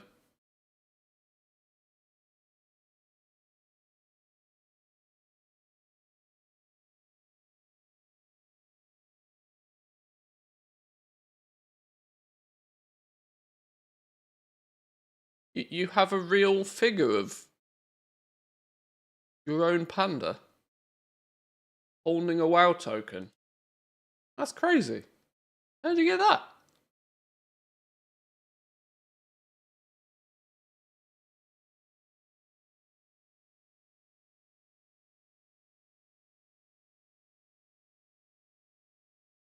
That's cool. Right, Dungeons and Raid stuff. Windrunner Spire, Murder Row, and the March on Keldenas. One of the raid bosses is up, apparently.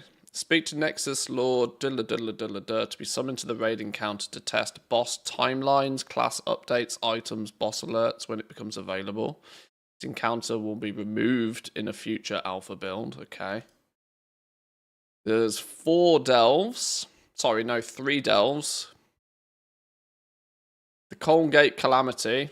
Sounds like a dentist problem. Partholon Plaza and the Dark Way test, and we get Valera to follow.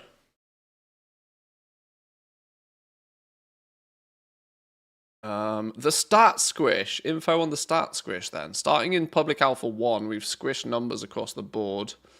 Like previous squishes, we're reducing values across the board, including player and creature health, damage, healing, item level, and stats on items. This squish will not affect player character levels, so we're still going to be leveling up to 90. For players logging into the public alpha, new character templates will reflect the expected power from levels 80 through till 90. Item previews are bugged, they always are. We welcome feedback as we continue to work on this feature. Whilst the squish has been applied across the game, it's possible for some items or effects to have escaped, having been squished, or have been squished too harshly. Legacy content scaling has also been adjusted to compensate for the squish. Let us know if you encounter any issues with this. I wonder what the hell they're going to do with profession tools. Profession tools? If they squish profession tools and accessories, that's going to cause crazy, ludicrous things to all of the profession stuff. The squish will also be something that will probably launch with pre-patch. Because don't forget, 12.0 will be the pre-patch, which is likely to drop 4 weeks, maybe even more, before the actual launch of the game. That will mean there will be a month where we will, at least a month, where we'll still be playing the War Within. We'll have had the stat squish, and all profession stuff will go absolutely bonkers loopy-doopy. Not at that point do I really imagine there'll be many people crafting and selling things, but if the stat squish affects your profession tools and accessories, you can throw all spreadsheets in the bin, because that's going to be completely busted. Craft Sim will just not work properly, I would imagine. Yeah. The Engineer, War Within, Mountcraft, the Resourcefulness procs. Well, there's a possibility that if they don't rebalance the professions, because why would they? When the stat squish comes in, you'll go from having your usual quantity of multicraft and resourcefulness, and the outcome will simply be that you just end up with single-digit resourcefulness and multicraft procs from the 20, 30 or so % that we see right now. That is if they change profession tools and accessories, but that's like, there's a chance they leave profession tools and accessories alone and don't touch them, because it will scuff everything if they do touch them.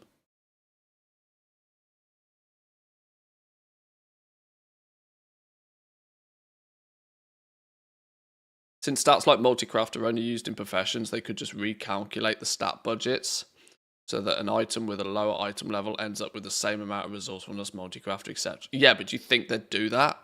Do you think they'd actually do that?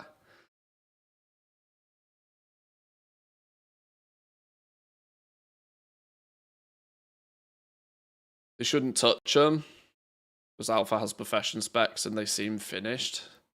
Similar to the War Within in structure.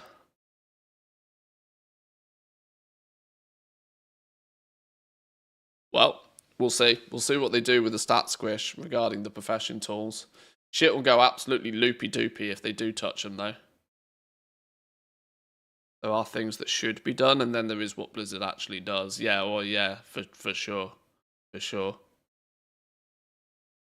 Okay, what we got here? Combat approachability in Midnight. With Midnight, we aim to make gameplay clearer and easier to understand, so the path to improvement is more apparent for players at every skill level, whilst maintaining the depth of mastery that WoW offers. We're updating every class specialization with an eye towards approachability by reducing complexity and making gameplay more intuitive. We're beginning by focusing on what makes each specialization unique and designing gameplay that matches their theme. So your character's personality and style are reflected in how they play. Our goal is for the most appealing, visible elements of your spec to be what matters most in the gameplay. That often means managing resources, tracking a few key buffs and debuffs, using ability charges strategically, and responding to important triggered effects, also known as procs. It doesn't sound any different to what we do today. Literally doesn't sound any different to what we do today. Sure. We want to ensure that players have the necessary information to play a spec with clearly visible prompts and indicators in the user interface. This can include changing the design of complex abilities or reducing the number of buffs or debuffs that can be active, so it's easier to pick out the most essential information on enemy nameplates or in the cooldown manager. This flipping buff and debuff system that we've had literally forever. Oh, we are effed.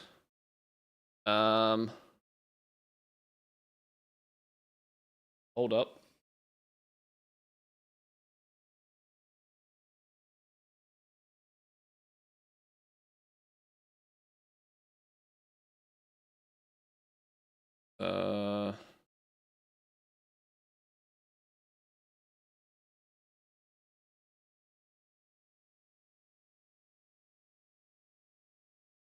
Team Twitch should be back up and running.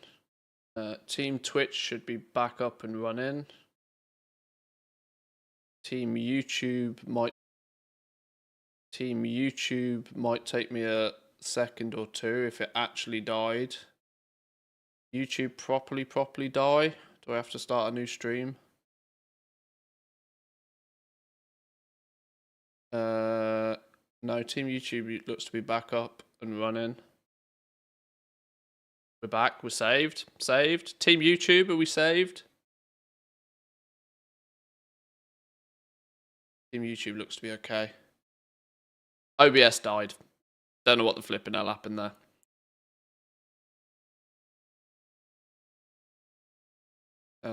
Okay.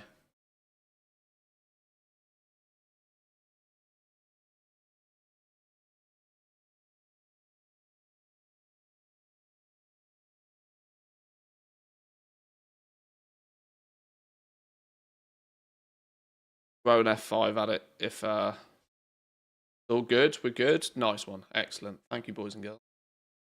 Don't know why the hell that happened. Why did OBS decide to have a heart attack all of a sudden? I don't know. Probably Drizzling Rose spamming my Discords on sending me so many pictures.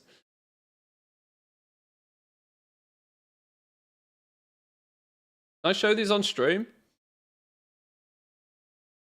I won't leak any other DMs, but can I show these pictures on stream? Because this is hella cool.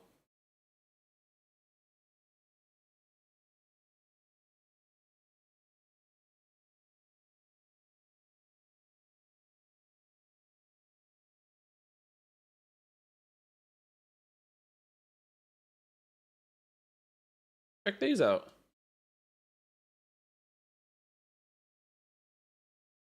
An actual Sarah Softport figure with like staff holding a WoW token.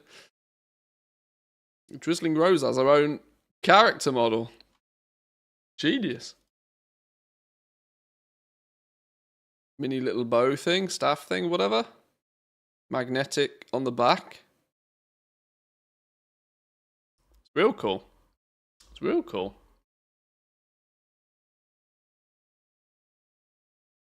Anyway, off topic. French artist on Etsy. It's modeled from the WoW file. And then she hand painted it. 200 euros! Flipping else. Tempted to ask for Bruto. That'd be very cool. He'll suffocate in there.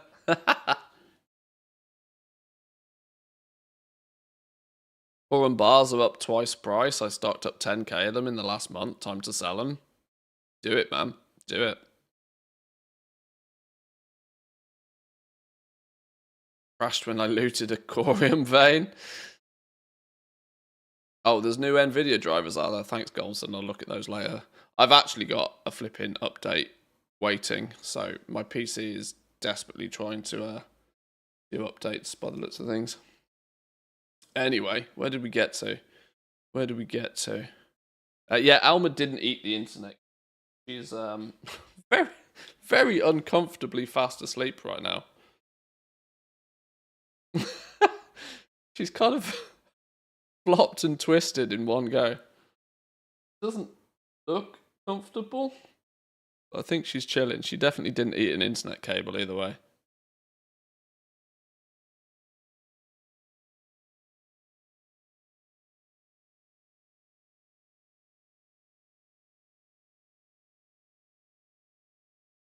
Right, okay. We're reviewing the amount of concentration or cognitive load that's required to play each spec. Cognitive load encompasses tasks such as keeping track of active auras, passing conditions to choose the most effective ability in a given moment, or remembering long sequences of abilities. Some specs will demand more cognitive load than others by design. Keeping track of damage over time effects requires concentration, but it's also a big part of the appeal of specs like Affliction, Feral, and Assassination. However, we're reviewing all specs areas where concentration demands are excessive, unclear, or don't serve enjoyable gameplay. I can't be the only one, right, that sees a level of irony in the fact that now they're deciding that now they've decided that classes are far too complicated to play.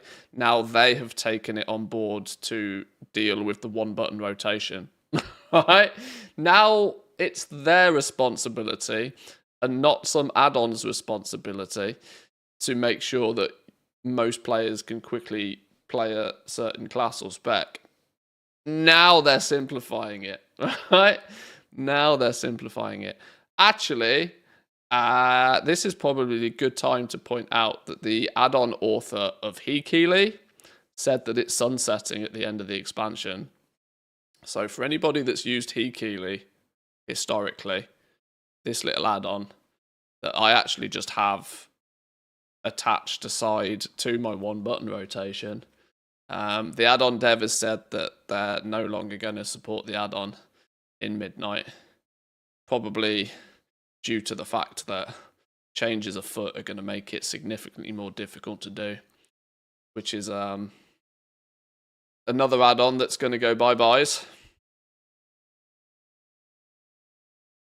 Ultimately, our goal is that once every spec has all its new class talent points, hero talents, and apex talents, it has what we feel is a manageable, fun, and appropriately challenging level of complexity. Sure. Okay. Well, we'll see how that ends up, right? Diminishing return. Why the hell does diminishing returns get an entire segment? We're making some adjustments to how diminishing returns works in World of Warcraft. Diminishing returns refers to the system that reduces the duration of crowd control effects if they're used repeatedly against the same target. In order to make crowd control less frustrating in PvP, players will now become immune after 2 applications of crowd control from the same category. After being stunned twice, you are now immune. We felt that very low duration crowd controls were making it hard to cast spells or generally felt excessive. For PvE, we're removing the immunity after 3 stuns.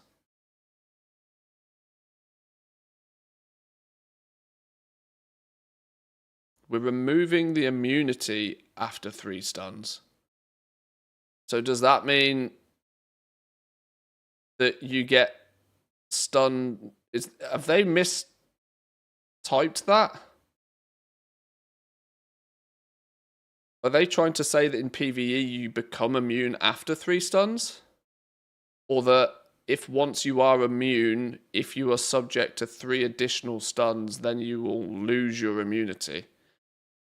Good job, Blizzard. Way to be ambiguous. Our primary goal here is to remove the need to track diminishing returns state on enemies. Instead of enforcing a hidden complex system to reduce effectiveness of stuns, doing a pass on classes and making sure the amount of stuns and their durations are appropriate. Okay.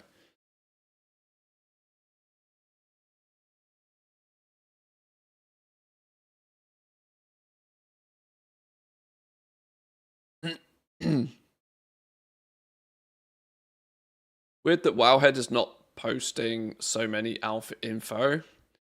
They must have a deal with Blizzard for waiting until today. Yeah, I mean, I would imagine the news embargo probably goes out later today. They will absolutely categorically have access to the alpha because they'll have got the press accounts, much like a bunch of creators have right now. But yeah, their embargo might be set differently.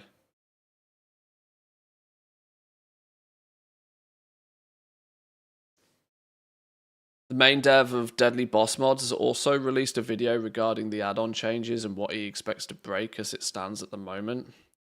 And the WeCora team is discussing what they're going to do and will give a statement if they're clear. Okay. Yeah, major add-on changes are afoot with all of this. With Blizzard basically nuking the API that add-ons are able to access. The add-on nerf is real. Creatures will no longer be immune to stun effects after 3 applications of the effect.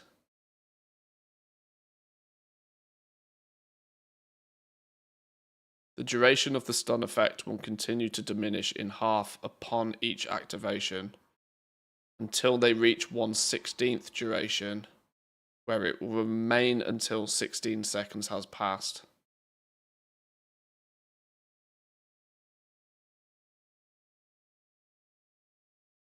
I can't be the only one that doesn't understand that, right?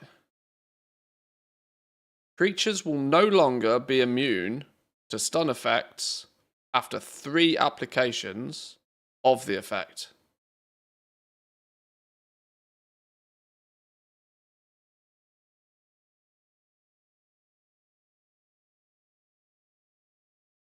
Am I being really dumb?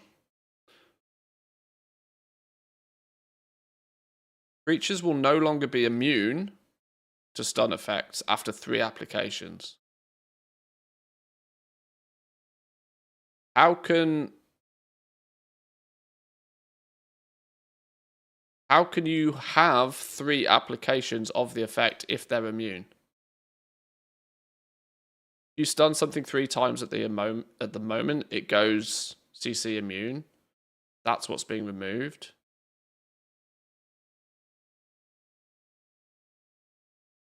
Today they become immune after the 3rd stun.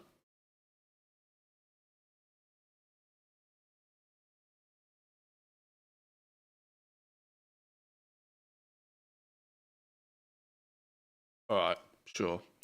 The duration of the stun effect will continue to diminish half upon each application until they reach 1/16th of their duration.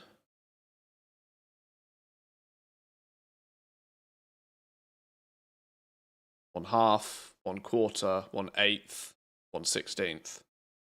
So 4 applications. Where it will remain until 16 it will remain at 1/16th of the duration.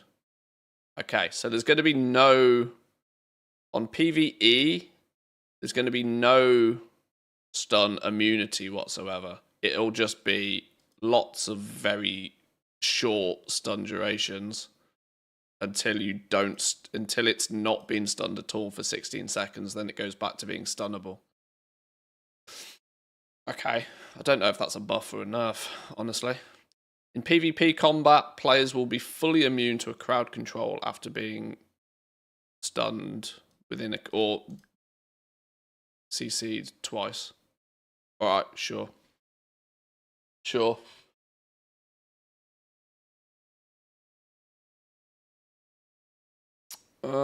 Classes. The global interrupt duration has been increased.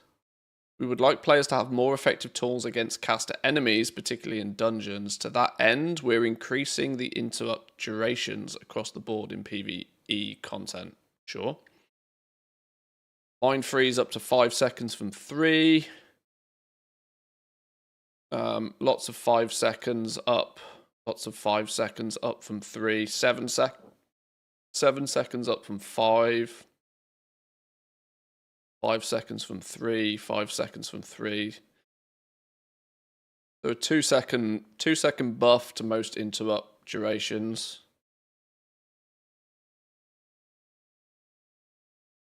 Are we then are we just rolling straight into class stuff then? Of which this list could go on for miles. Demon Hunters. I could literally spend a month of Sundays going through the class-specific changes, so I don't bother. We skip over them. If you care in great detail about your class, take a little look at the specifics. I might take a 30-second glance just at Beastmaster Hunter because it's my main, but hero talents.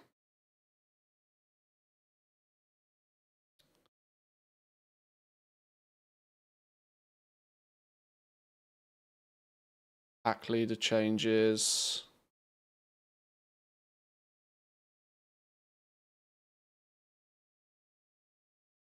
Okay, I'm not even going to bother paying too much attention to that.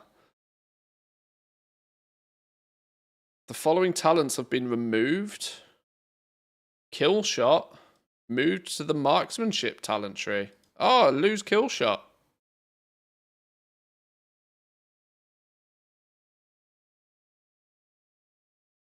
Hunter's mark has been updated. Now increases the target damage taken by 3%. Was 5. Above 80. So is it just 3% flat now? We'd like Hunter's Mark to be more broadly appealing and easy to use, so we're simplifying its effect and buffing it. Oh, okay. Just a flat 3% damage amp. Cool. Beastmaster Hunters have a fantasy of consistent, reliable, powerful pet-sourced attacks, and that's something we're looking to lean into as we move into Midnight. We're reducing the number of conditionals, auras, and modifiers on the barb shot to make it easier to spend if it's available. We've gone fond of Bestial Wrath's shorter cooldown, and such are removing Barbed Wrath's dynamic cooldown reduction effect to instead give Bestial Wrath a flat 30-second cooldown when fully talented. Cool. Multi-shot has had an odd place in Beastmaster's kit, so we're giving it an update, causing it to be replaced in the Beastmaster spec tree with a new pet-sourced attack that deals substantial damage in AoE whilst also activating effects like Beast Cleave and Kill Cleave. Oh. Okay, so it's our pet that's going to do the equivalent of multi-shot. Okay, well, that's going to require BM hunters to have more control over their pet again. Often my pet's over here doing something, and then there's 3 mobs I want to aggro over here, and I multi-shot them, so they come to me, and then my pet runs in and nukes them. Gonna have to change the way we do that then if we're not going to get multi-shot. No barrage, no multi-shot. Bye, hunter. Yeah. Well, how do we... Okay, sure. We hope this new spell will feel powerful and contribute meaningfully to your area damage. Sure, whatever. Bloodshed and Call of the Wild felt that they were both competing for a similar role of a cooldown that summoned a few more units to fight for you. Yeah. As such, we've removed Call of the Wild and are focusing on bloodshed as a cooldown to get a few extra beasts to attack your enemies now. With the change to make kill shot and marksmanship only ability, Dark Rangers will now learn Black Arrow as a separate ability if they choose the talent tree. Flippin' hell, Beastmaster Hunter's going to have no buttons left. Genuinely, like it wasn't an overly complicated spec by all means. It gets memed on for being 2-button rotation at the best of times, but no barrage, no kill shot, no multi-shot. Okay, sure. Might start using a controller. Fuck it, I got 2 buttons on my mouse, that'll do. Alright, fine. Sorry, yeah, I didn't want to dive too much into specs, but you know, I'll be greedy occasionally and check out mine. Oh, that's it. Okay. Oh, continued in the next. Oh, okay. Mage. I'm gonna say that didn't feel like all the classes. M for mage. They're in alphabetical, aren't they?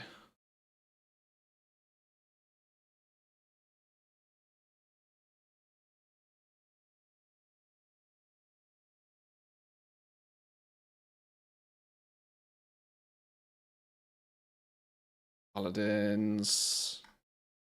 What's the last one? Warriors, right? Priest. Ooh. Rogues. Flipping hell.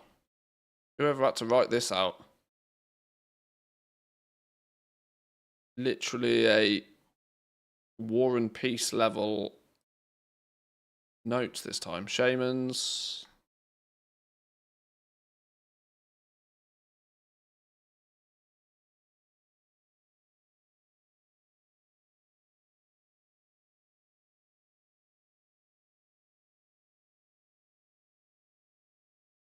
Oh, my poor mouse wheel.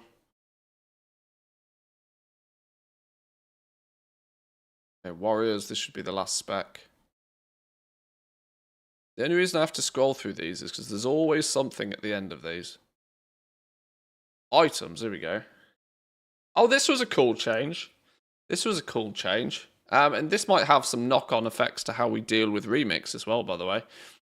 Fully collecting a class set's appearance now unlocks all lower difficulty variants.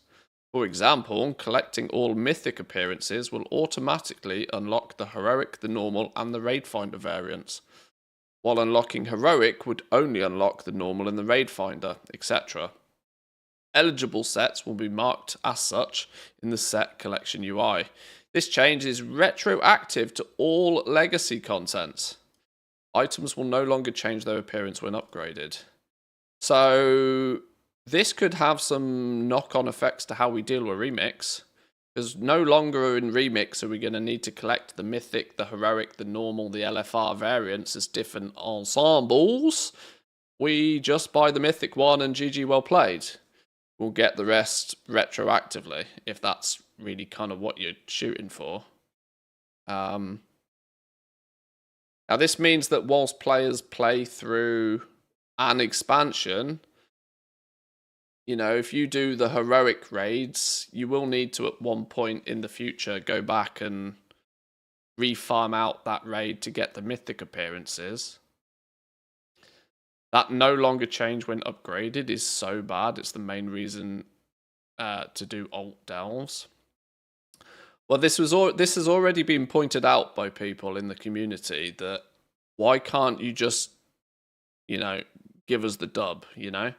Why this is the Blizzard butt. I talk about this all the time. Blizzard never ever just does a nice thing. It always has to come with a catch. Genuinely has to as a catch to it. Items no longer change their appearance when upgraded, so surely throwing stuff in the catalyst isn't going to be a thing anymore.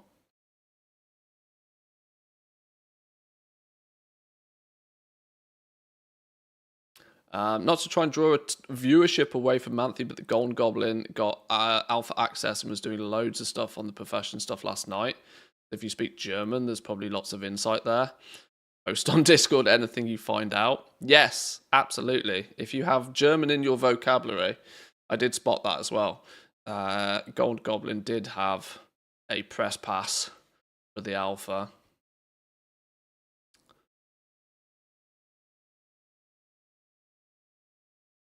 I'll link you his Twitch. Is he live now? He usually streams in the evening, doesn't he?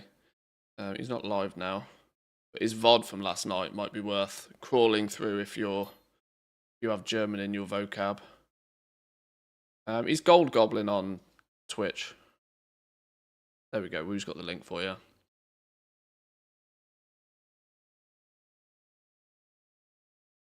While we feel the Catalyst has been largely successful in expanding access to powerful seasonal set bonuses, it has also generated friction in its dual use as the primary source of class set appearances for many players. This friction has been further exacerbated by loot roll restrictions in situations such as participating in LFR raiding. In conjunction with this change, we want to better preserve the value and identity of item art from difficult content.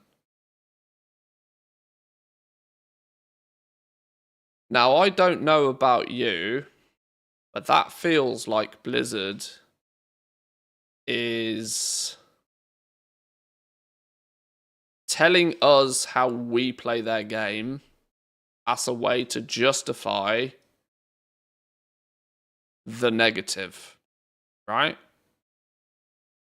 And it makes very little sense to me why they do this.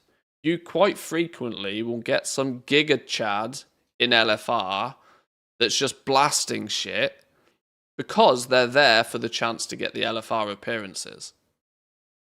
Because they're farming the content whilst the content is relevant. So this is going to massively reduce LFR attendances. Anybody that raids legitimately has absolutely no reason nowadays, will have no reason whatsoever to go back and help out in LFR. Which, I'm going to be brutally honest, I've been on team get rid of LFR for years. I know people disagree with that. I think LFR is an absolute fucking waste of time for everybody involved. I think they should have just sacked off LFR years ago, to be honest. But if you are raiding normal or heroic or even mythic, you'll get the LFR appearances all the same. LFR will only be for renowned progress after heroic is done. Yeah, maybe.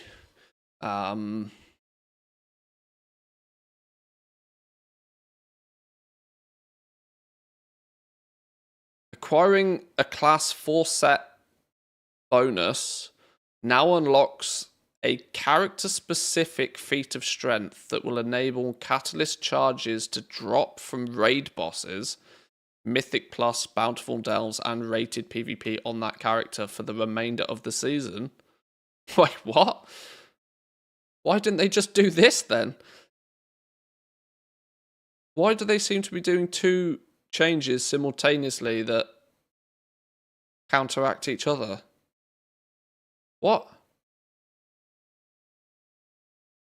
So once you got your 4... So, early in the season, you save your catalyst charges, like most people do, as a way to piece together your 4-piece set.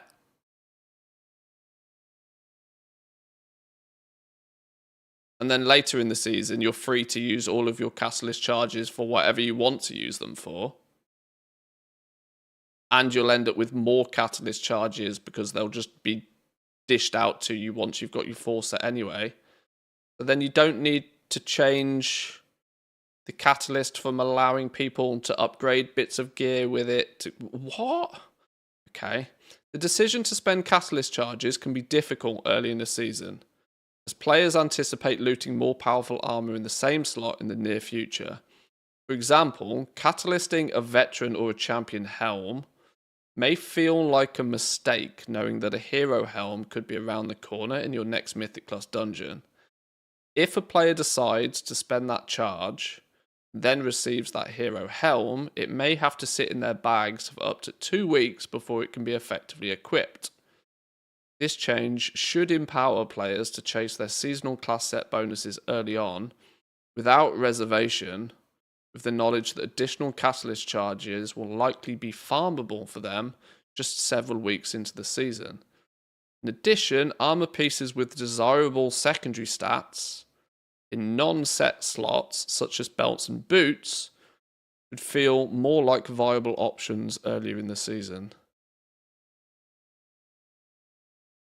What a mess. Feels like a big fat mess, right?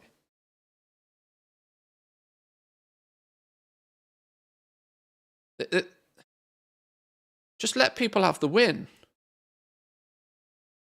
Okay, sure. So you can catalyze the weak gear for the bonus and then don't have to worry about getting a heroic item, for example. Yeah, but you're then still...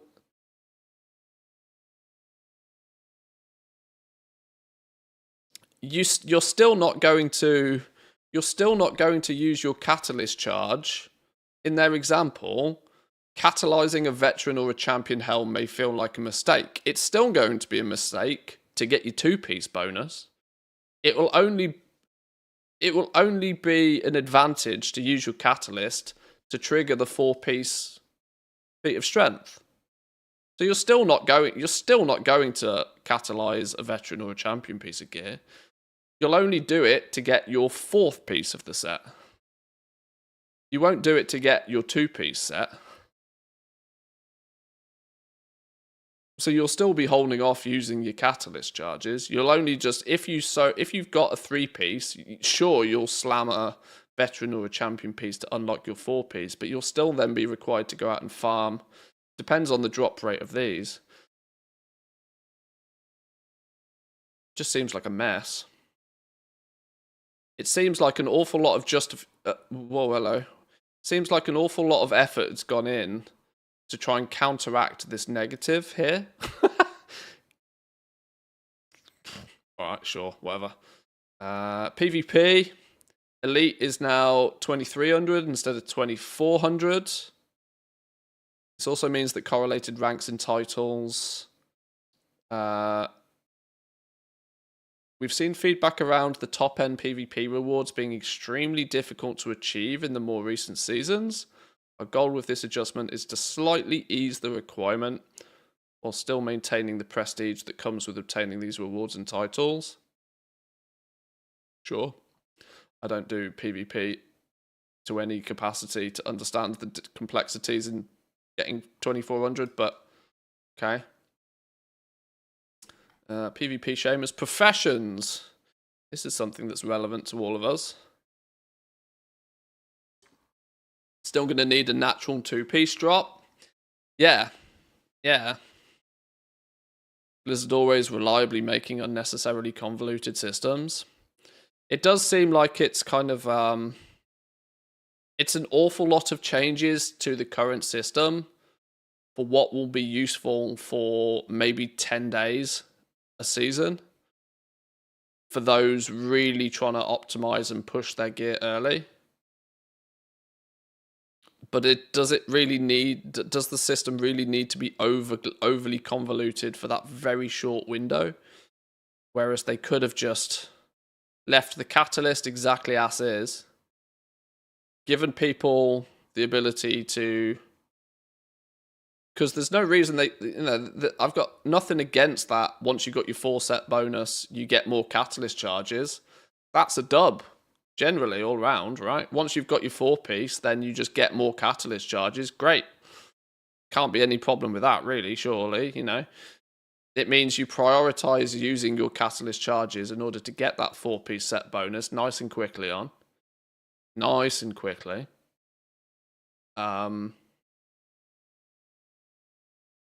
No issues with that whatsoever. And then players could use those extra catalyst bonuses. You know what it is? You know what it is? Fully collecting a class set appearance now unlocks all lower difficulty variants. They think that this is... Wow, they're pulling from both directions with this. They clearly think that this is too powerful because they think that people will cheese this by upgrading gear using these bonus extra catalyst charges that will then be farmable. So this is an awful lot of hard work to stop people doing stuff quickly again. They giveth with one hand and they taketh with the other. Seems really weird. Anyway. All profession recipes and the gathering nodes are available for testing in Alpha Phase 1.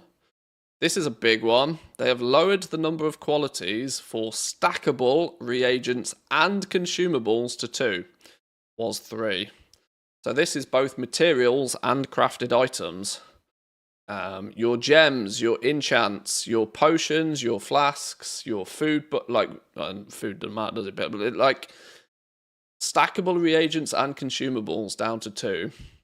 Alloys, intermediates, all of that sort of stuff going down to only 2 qualities from 3. One goal of having qualities is so that players who invest time and effort into their professions can produce more valuable goods.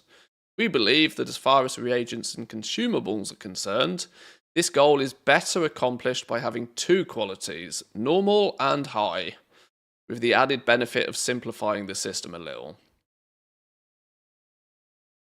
I don't really think it changes anything. I don't think this changes anything. Because in essence, all they've done is they've shaved off quality 1. Quality 1 just doesn't exist. Which hasn't really played a part in anything anyway, has it? Quality 1 is fundamentally the same price as Quality 2, pretty much exclusively across the board. Because Quality 1s and Quality 2s can pretty much be intertwined when crafting pretty much anything anyway. Quality 1 was just a waste left over from leveling the professions. Pretty much, yeah. Pretty much. Kind of a little bit of a... It's interesting that there's less clutter, but actually in the grand scheme of things, I don't think there's much to this. I think it's a bit of a nothing burger. Because the reality is, today there is only 2 qualities, but it's Quality 2 and Quality 3. Quality 2 is the cheap shit, Quality 3 is the expensive best stuff. The entire system is probably going to work exactly the same. And I would imagine with the professions, as far as like plus skill is concerned, you get, if you use all Quality 2 mats, you currently get 25% of your skill. If you use all Quality 3 mats, you get 40% of the skill. I genuinely don't think any of that is going to change whatsoever. Removing Q1 just removes profits for goblins at expansion start. No more crafting both Quality 1 and 2 to post faster to avoid cancel scan competitions. I mean, that's a very niche sort of thing anyway. For consumables, there is a difference because rank 1 is basically vendor trash in most cases. Yeah. It fundamentally doesn't really do a lot, I don't think this. I don't think this does a lot. The things where it might be interesting, the things where it might be a little bit interesting is how it affects gathering of base materials. Because of course now we've had this kind of like there's been the concept of that like 15% of the time you get Quality 1, sort of 60% of the time you get Quality 2, and then 15% of the time you get Quality 3. So there's been that when out gathering, you will often get like a little bit of everything still all the time. It means that the ratio between what is gatherable will change again, because you will only have 2 options to get. It will also make it interesting from the perspective of things like enchanting, where enchanting was a 2-2-1 ratio under most circumstances for every 5 disenchants you do, you'd get 2 quality 1s, 2 quality 2s, and 1 quality 3. Was roughly the ratio, I think, that is kind of quick mathed for enchanting. Now all of those ratios and things are going to change, so disenchanting is going to change. You know, how these materials are produced in the first place is going to be more interesting when there is only 2. But from a end consumable, from actual consumables perspective, your potions, your enchants, your gems, all of that, it's just basically deleting quality 1, isn't it? That's basically what's happening here. The system as it stands will probably end up functioning the same way. Still probably means that you'll use normal quality materials plus concentration, and you'll produce a high quality potion or flask or enchant or whatever the case may be. Still mean that the top ore and herbs will be flooded earlier than usual. Well, it completely depends on how the gathering system adjusts to it. That's my point, right? Instead of there being this, you collect some of this, some of that, and the better you become as a gatherer, you move the ratio closer towards the higher qualities.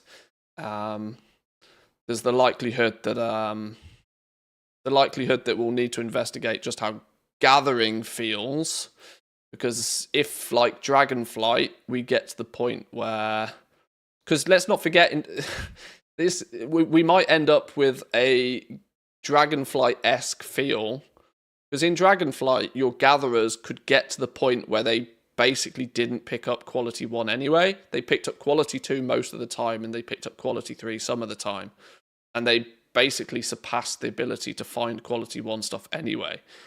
It's likely to end up being very similar to that from a gathering perspective. That quality 2 will be the stuff that gatherers pick up most of the time. High quality materials they'll pick up some of the time. There'll be no chance because quality 1 won't exist.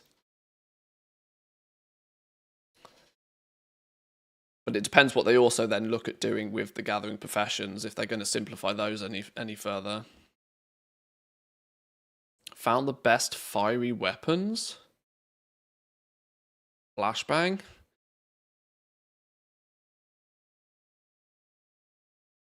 Jesus. That's quite fiery. Oh, where did my page go? So yeah, this, whilst it affects consumables, I think doesn't really make any particular difference to both crafting and, yeah, for the purpose of crafting and for people, for the purpose of things that are listed, bag space and all of that sort of stuff, at least quality 1 consumables basically won't exist. It was kind of fun though, I'm not gonna lie, it was kind of fun selling quality 1 stuff at the price of quality 3. Selling quality 1s for more than quality 2s just because there was less of them and the price sometimes was higher because of that. That was kind of silly. Kind of funny though. Silly, but funny. Fractured sparks no longer need to be combined into whole sparks before they can be used in crafting. Whole sparks drop instead of fractured sparks, and spark costs have doubled. Oh, so that's a 6 of 1, half a dozen of another change. That's a change where nothing actually changes, but it's just going to visually look different. Two-handed weapon is going to take 4 sparks then, instead of 2 complete sparks. In before everybody is like, they've doubled the cost of all crafting. In before dum-dums don't read the first part of the sentence.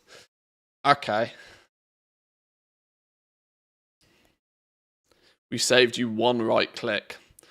1 right click and 250 Valor Stones, let's not forget. Because it cost you 250 Valor Stones are out. Valor Stones have been taken out to pasture. They're donezo. See you later. So yeah, goodbye Valor Stones. So you're saving 250 Valor Stones, and you'll just now need 2 sparks to make a single piece of gear, or 4 sparks to make a 2-handed weapon. Alright, fine. once again, not too much. I guess we need to deep dive into the alpha to to explore. Then I guess Blizzard only took 4 years to listen to the community and admit that they were wrong. Yeah. So this doesn't change a thing. This doesn't change a thing. This doesn't change really much at all, other than it keeps down the auction house spam. So there's only 2 qualities of things to actually sell. It's fundamentally just shaved off quality 1 from existence. Just sacked off quality 1, both from a gathering, intermediate, and a consumable perspective, which is fine because nobody cared about quality 1 anything ever. Other than there was some scenarios where quality 1 had its purpose. For example, if you're putting in a work order for something that then doesn't result in quality, I'm looking at you like inscription books, for example. That was a nice source for hoovering up some of this quality 1 rubbish. But that was kind of more of a like, we need some things to use you'd use quality 1 materials if the thing you were crafting didn't have quality as an outcome.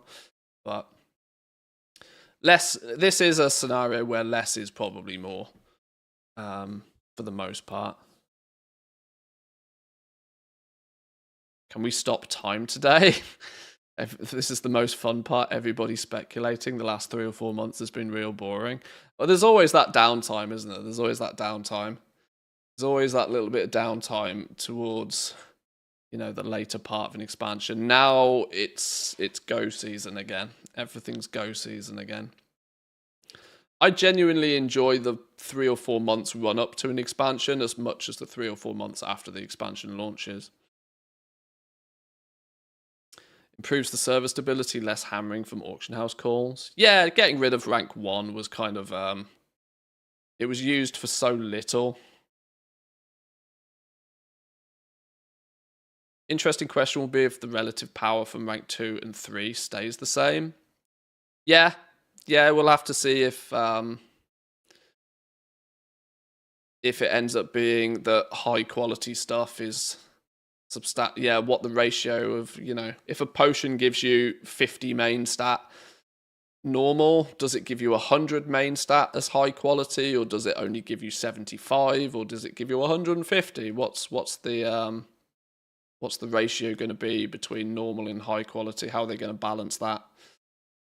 The balance between these two from a consumable perspective will indicate just how much of the player base decides high quality or bust. There's always those players out there that claim, and I say claim because I truly believe half the time, given the choice, people don't always practice what they preach. You see a lot of people that yes, everybody must use rank 3 consumables, and then when they go to the auction house, they're buying rank 2 enchants. But yeah, if the ratio between normal and high quality is managed correctly by Blizzard, because what we don't want, and this was kind of a Dragonflight problem, we don't want high quality to be so high quality that absolutely nobody cares for normal quality. We want there to still, the important thing is that there is still value in both of these end results. There needs to be some value in both of those. But my suspicion is, from a systematic perspective, it's basically the same as just saying quality 1 doesn't exist. The maths and the numbers, I suspect, will probably be the exact same as if it was quality 2 and quality 3. Alright, cool. Some interface and accessibility stuff. A new tab called Journeys has been added to the adventure guide. This tab will help players track their renown, their delves, their prey, their Great Vault reward progress. What? You mean a little bit like this, Blizzard? You mean a little bit like Plumber has done for months now? Blizzard stealing another add-on's fantastic idea. Only previous expansions, Renown and Midnight Delves, will be available in Public Alpha 1. Artwork is still in progress. Sure.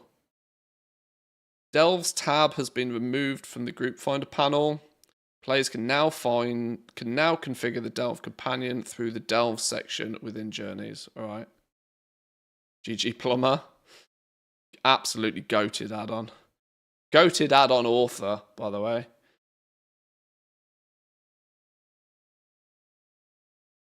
Should be 100% high and then 70 to 80% for normal. If it's 50%, it'll be trash and nobody will use it. Yeah, they got to get the balance right. They got to get the balance right. And the ratio between the two should also be reflected in the material or suspected crafting costs.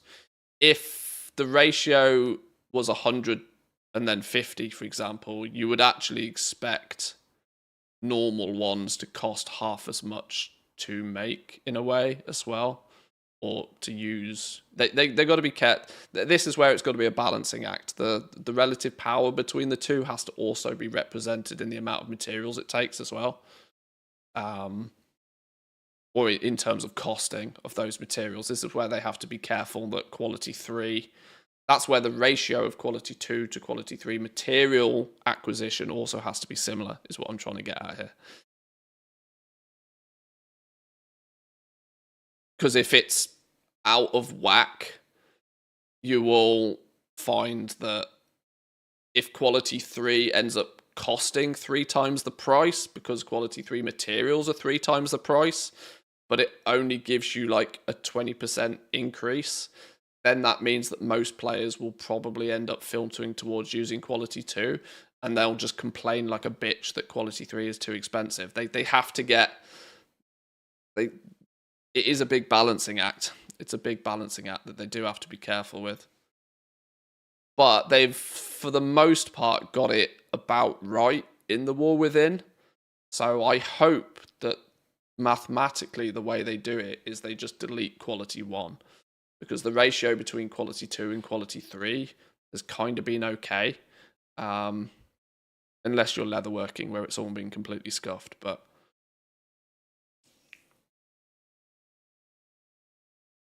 probably going to go from 33 to 66 to 100, now being like 49 to 83 or something. Yeah, maybe. We'll maybe.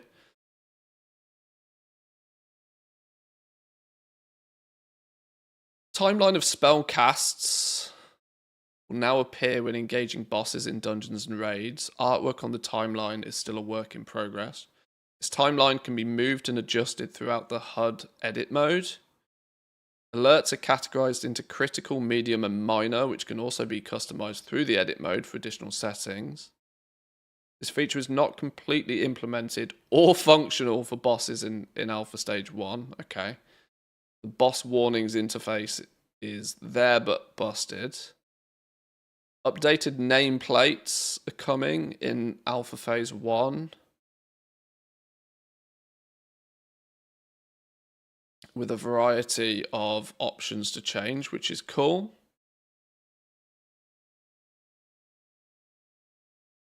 The behavior of stacking nameplates is still work in progress. Sure. Cooldown managers being adjusted. Catch-up experience? The hell? If a player hasn't logged in for a long period of time in Character Select, returning players may be given the option to go straight to the catch-up experience.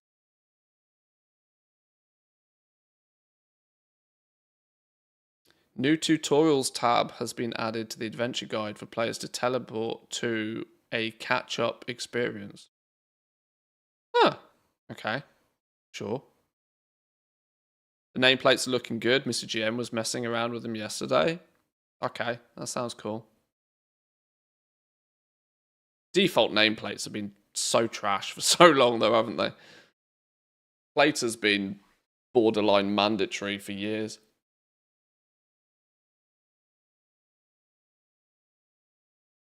Listening to the stream, leveling, mining, and herbalism. What a chill farm. Yeah, I'm going to need to get my herb miner out.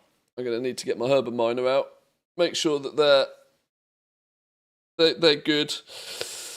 Got to make sure they're good. Not that I suspect I will do much farming at all, but, you know, better to have the option and not use it than to not have the option. Okay. Well, that then was the official alpha notes for this first test phase, which lengthy. But the TLDR is we're going to dive in. We're going to have a little bit of a poke around with... We'll have to do the stories and quests in the zone at least once just to see what's going on. But for the most part, I'll be able to poke around housing a little bit, explore neighborhoods a touch, but there's plenty of time to that. I think my primary focus, if we get in later today, is to pick apart the professions. So when you get the alpha, how are you going to stream? Because Remix is around the corner and alpha will be updated each week. We'll just have to balance the two. I'll just have to balance the two. Yeah, I'll just have to balance the two. The reality is if I get access to the alpha later today, which I'm hoping is the case, like I said, none of this is guaranteed. I'm really preying on the fact that I do get in this first phase. I've got Friday, Saturday, Sunday, Monday, Tuesday to do first week of alpha stuff.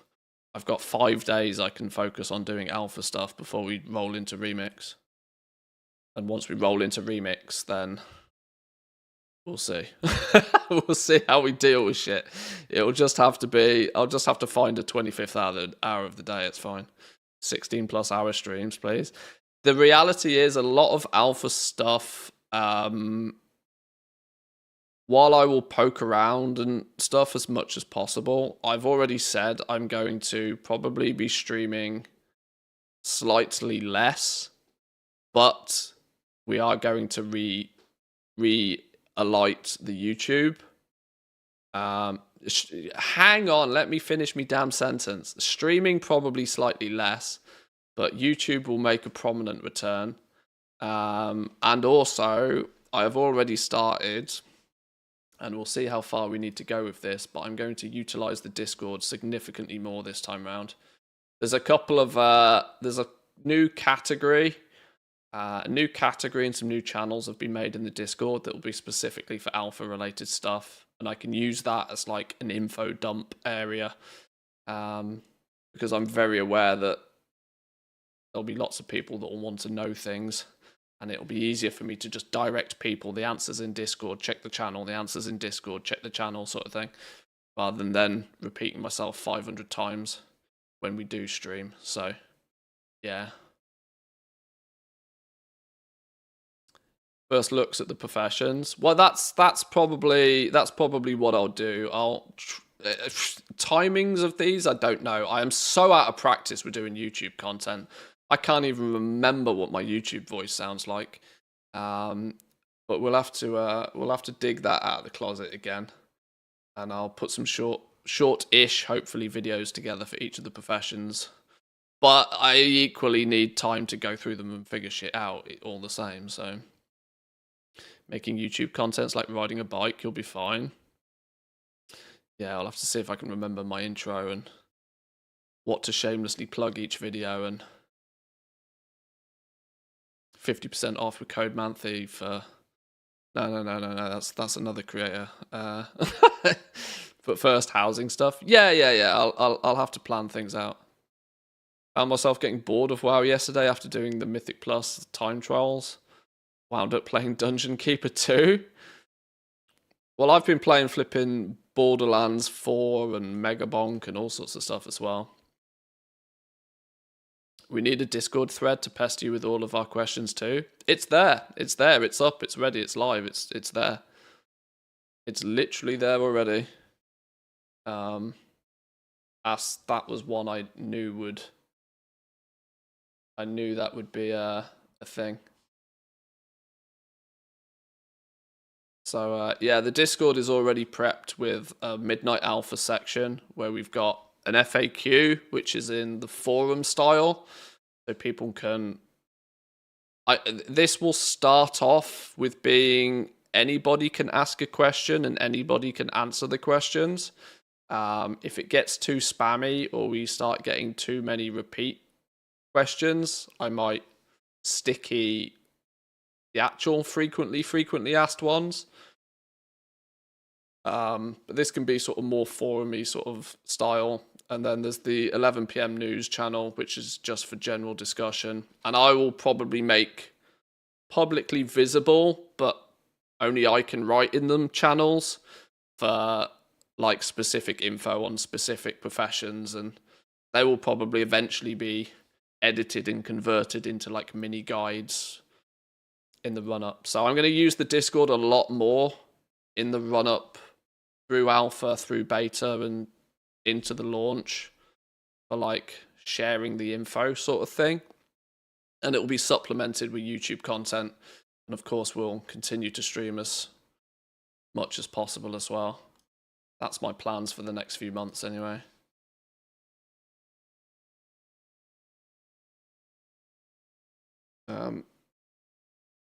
So yeah, if you haven't already,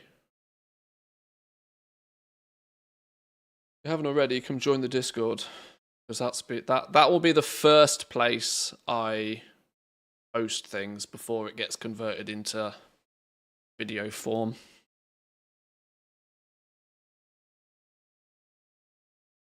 Didn't really expect that we're going to do more goal making at the end of the expansion. Housing's going to be interesting. Yeah, it's going to be interesting. It is going to be interesting because the concept usually at the end of an expansion is that you are just desperately trying to sell everything and the people running around like crazy trying to scrape up the last pennies, last silvers, the last coppers of sales, of profit margins. But with 11.2.7 bringing housing, that's going to be a monster of a boom for goblins. And then we're going to roll into Midnight expansion launch. It's going to be a real busy 6 months of potential goal making. It's going to be fun. It's going to be fun for sure.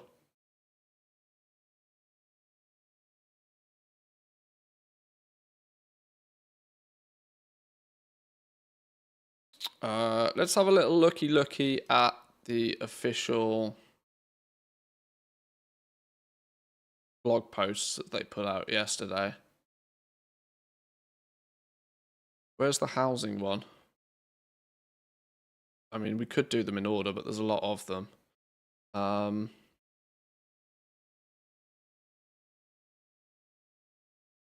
Collector's editions available unless you live in the EU. You can buy it off the Battle.net store if you live on Team NA. EU, it's being sold through, I think Amazon sold out in like minutes. Bit of a bummer for EU players, but anybody experiencing weirdness with account names? Account names have gone all funky on the Battle.net launcher. Then the WoW game is asking me to pick the account again. Yeah, some people were saying there's weirdness going on with them. I don't know why. Mine seem to be okay. Still up on UK Amazon. Most of Europe can't purchase from UK Amazon though, because Brexit be stupid. Mine all changed. Mine changed. My Battle.net is so goddamn old. I actually still have names on some of my accounts. I don't have WoW 1, WoW 2, WoW 3 for half of my accounts. Mine actually two of my accounts actually are named. My Battle.net is that old. Like I said, vanilla baby here.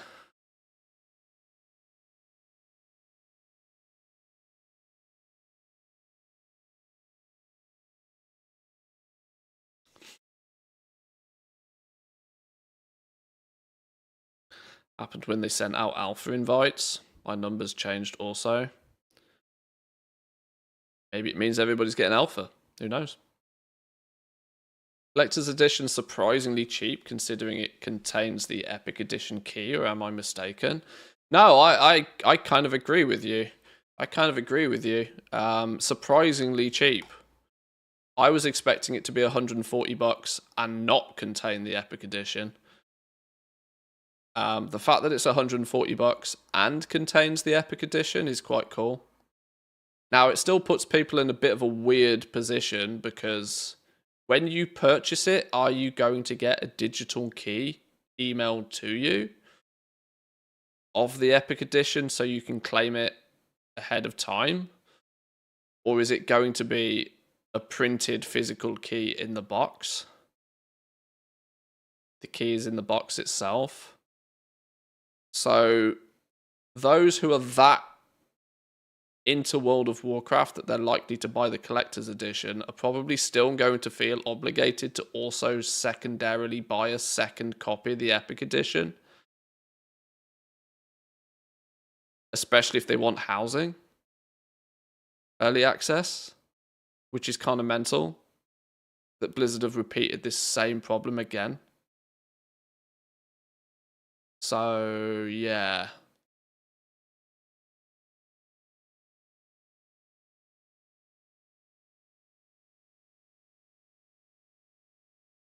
Got to buy it before getting the key. Buy the collector's edition and then get the normal one. Yeah, messy, right? Messy.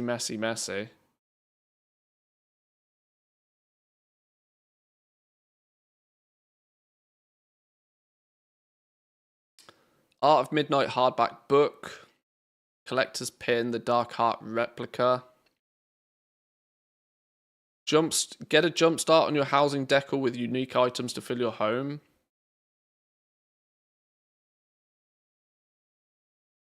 Use the digital key to unlock the Epic Edition of Midnight. Digital key, not physical key.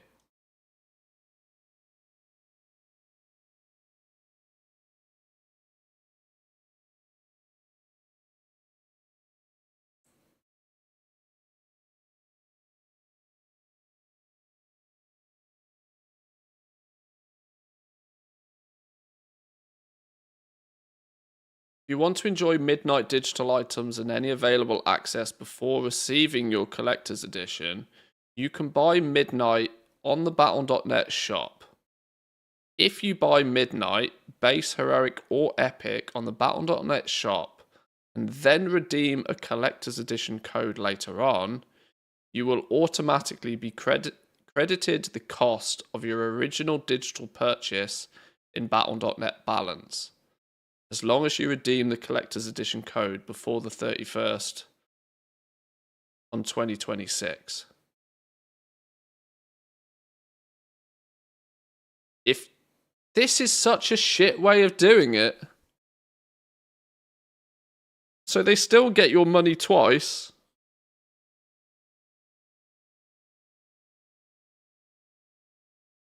You get refunded the Blizzard balance. But it also means you have to break the seal on your collector's edition.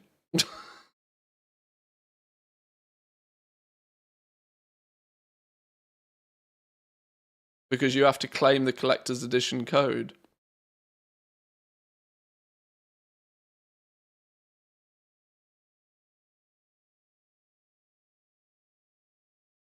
If you've purchased a box upgrade product, e.g. Base Edition to Epic Edition, cost of this upgrade will not be automatically credited to your Battle.net balance.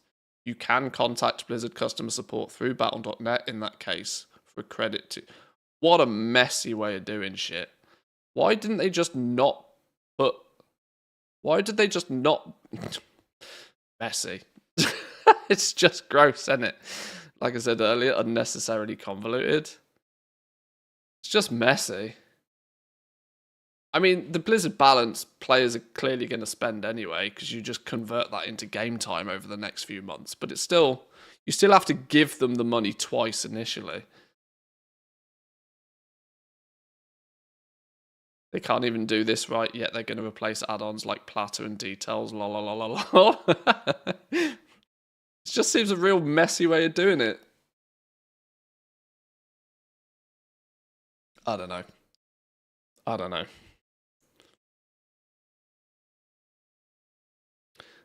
Deep dive into the new Demon Hunter spec, Devourer. It's not really my jam. Midnight brings journeys to your adventures. Hang on, I'm busting for a piss. Back in 2.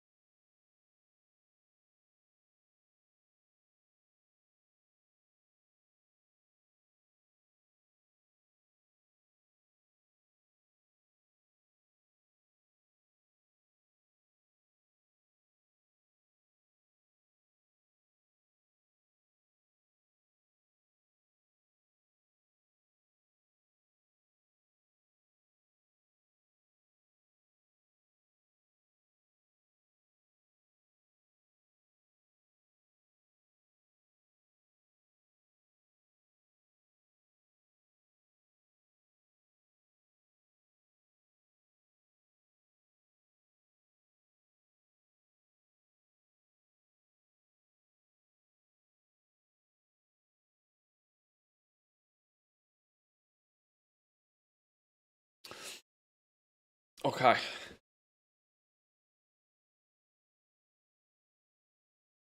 I think they could probably do a good job of replacing Details for 99% of the player base. Probably only about 1% actually use it for more than just what is my numbers. Probably the case with most add-ons, to be fair. They'll do a stellar job for the vast majority.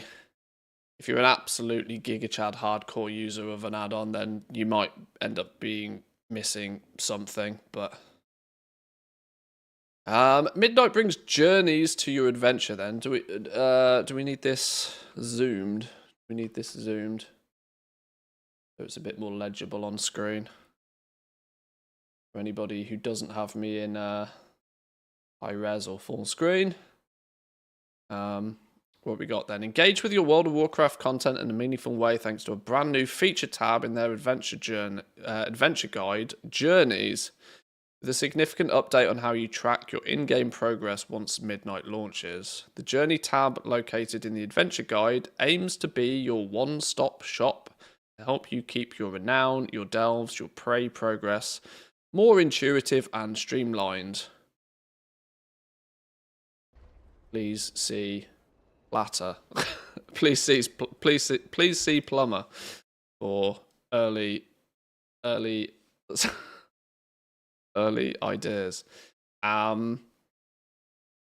Where you've once found yourself looking into the renown track for your progress, you'll now see a fresh hub with tabs to track your progress through activities and culture reputation in Midnight and beyond, sectioned off for easier viewing.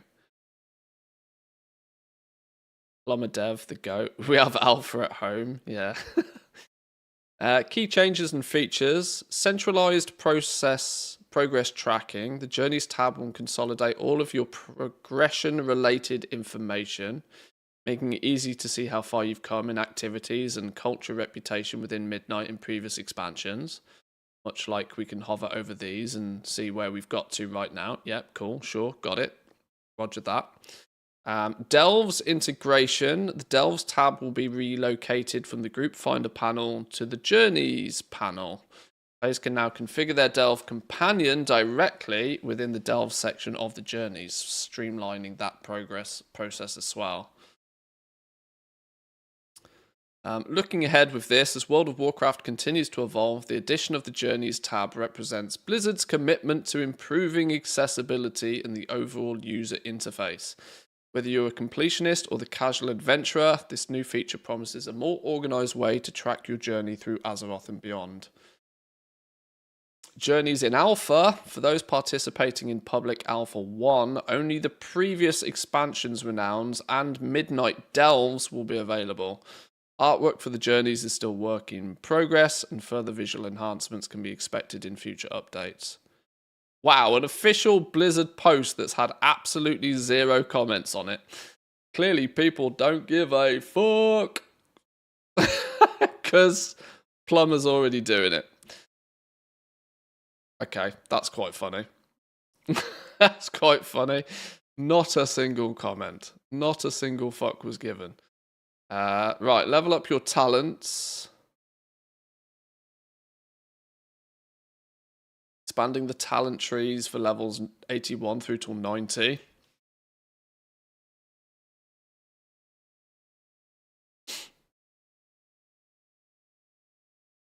In Midnight, we're expanding the talent trees with exciting new additions to hero talent specialization trees within the introduction of Apex talents.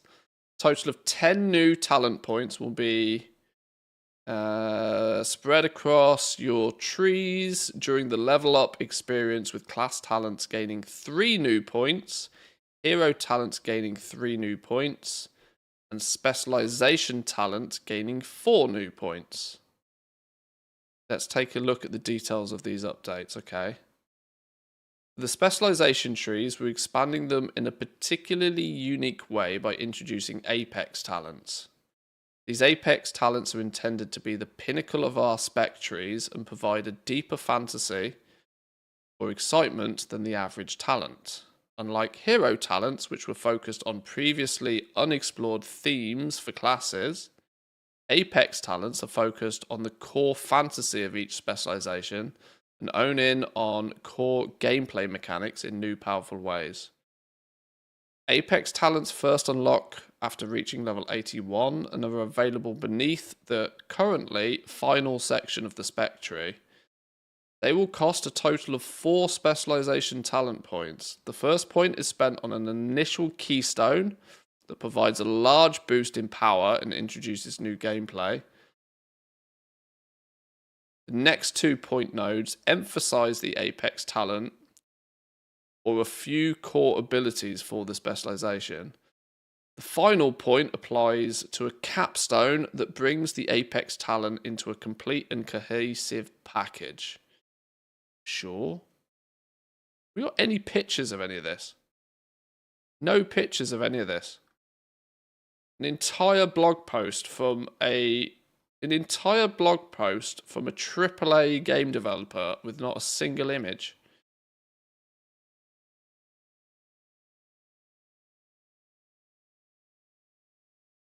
So hero talents are expanding with 3 new talent points. The class trees are going to have a couple of more points. All right, sure. Also known as 10 new talent points to play with. Cool, got it. Roger that.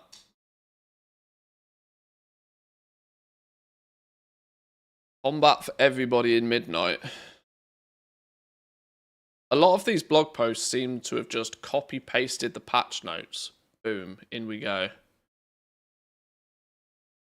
There were already far too many talents. I kind of agree with you. I just click start a build and move on. Like, on any class that's not my absolute main class. And to be fair, even on my main hunter, like, often changes will be made and I'm just like, flip it out. Start a build, go. Unless I'm willing to spend half an hour looking at a Wowhead guide. Apex talents are useless unless you have all of them. It does kind of sound like until you get the capstone one that they are going to maybe feel a bit wonky. Even on the main class, just go to a website, see what's best, copy paste it, done. Yeah. ChatGPT taking the patch notes and making blog posts out of them. It's not even that, because even the language in them sounds They've not even been rewritten, which ChatGPT would do. They'd summarize and rewrite the patch notes. This just feels like a copy-paste. One thing we hear is that there is a high level of complexity in WoW's class and combat design. Classes have a lot of abilities to manage, and it can be tough to find comfortable keybinds for them. During combat, there are many buffs and debuffs to keep track of, which is critical to playing well and can require intense concentration. Players trying out new specializations or specs also report that the talent trees can be intimidating. Even after learning the purpose of each talent, there are still subtle interactions that are not obvious. Players often feel like they do not understand what bonuses and combinations are critical to their success. The complexity of the combat system impacts all types of players in different ways, and everybody faces barriers.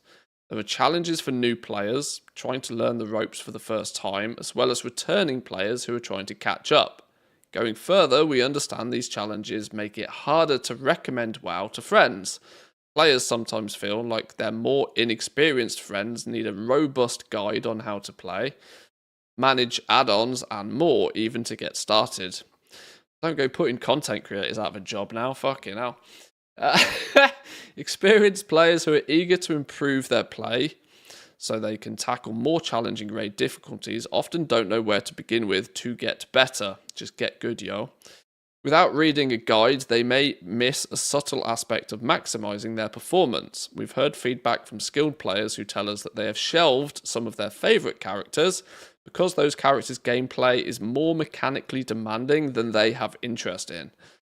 Expert players can spend hours configuring and maintaining add-ons to display information that they need to be able to play at the top level. So, with Midnight, we aim to make gameplay clearer and easier to understand, so the path to improvement is more apparent for players at every skill level, whilst maintaining the depth of mastery that WoW offers. We're updating every class specialization with an eye towards approachability, by reducing complexity and making gameplay more intuitive. We're beginning by focusing on what makes each specialization unique and designing gameplay that matches their theme, so your character's personality and style are reflected in how you play. Our goal is for the most appealing, visible elements of your spec. This is actually copy-pasted, hardcore copy-pasted from the patch notes that we've already read. We want to ensure players have the necessary information to play a spec with clearly visible prompts and indicators in the user interface, e.g. nameplates and cooldown manager. In before they go back to a row talent system from MOP just before the last Titan, pick one of 3. Was it? When was it? Even Ian has basically said exactly that the game has now been out for so long that they often just end up reverting back to a system that they have once determined was not good enough. And it's simply because they feel obligated to change things after a period of time, just basically due to the fact that everybody gets so used to a system, they then decide that system is too easy or is too boring. And so we have now gone the entire loop a couple of times. We went, because we've basically got vanilla spec trees back. We've actually got multiple vanilla spec trees back, and then bolt-ons, and we're already on to our 3rd round of bolt-ons. So yeah, we're almost inevitably going to end up to them then saying that next, at some point in the near future, that all of these bolt-ons make the core experience far too complicated. We're going to redesign the entire system, and yeah, they'll probably do a few seasons of a few expansions of row talents again. We're just going to go full circle, and then after a while, people will be like, "These row talents are far too boring. There's no. I don't. All the specs feel homogenized. We need some more uniqueness to each class again." And they'll go, "All right, well, we'll redesign them again, and we'll go back to spec trees." It's just how long does it take for us to go to pendulum from one system to another system? I smell Wildstar combat in the last Titan. 1 button, 1 talent, 1 role player. We're not that far away from the 1 button macro being toggleable. Toggle 1 button rotation on, toggle 1 button rotation off. And then you just kind of like sit back. Sit back and watch your raid win. We're not far from that, honestly. We're reviewing the amount of concentration or cognitive load required to play each spec, blah, blah, blah, blah. Affliction, feral, assassination, exclamation mark. This is literally copy-paste from the patch notes. Or vice versa. The patch notes are copy-paste from these blog posts. Either way, it's just copy-paste. We've read this already. Here are a few aspects of classes we're reviewing, along with examples of abilities and talents that we're enhancing as a result. We don't want gameplay to rely on add-ons to show the information that players need. Going forward, we plan to design the game so that all information required to use abilities with intention is available in the interface. As it fucking should.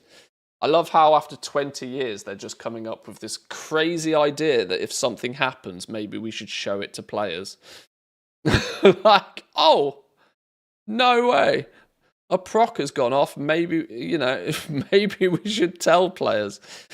All right. For instance, the Outlaws Rogues Roll the Bones is an ability where players often use an add-on to calculate when to use it, as there are many factors involved. In Midnight, it is much easier to see when it might be worth recasting Roll the Bones.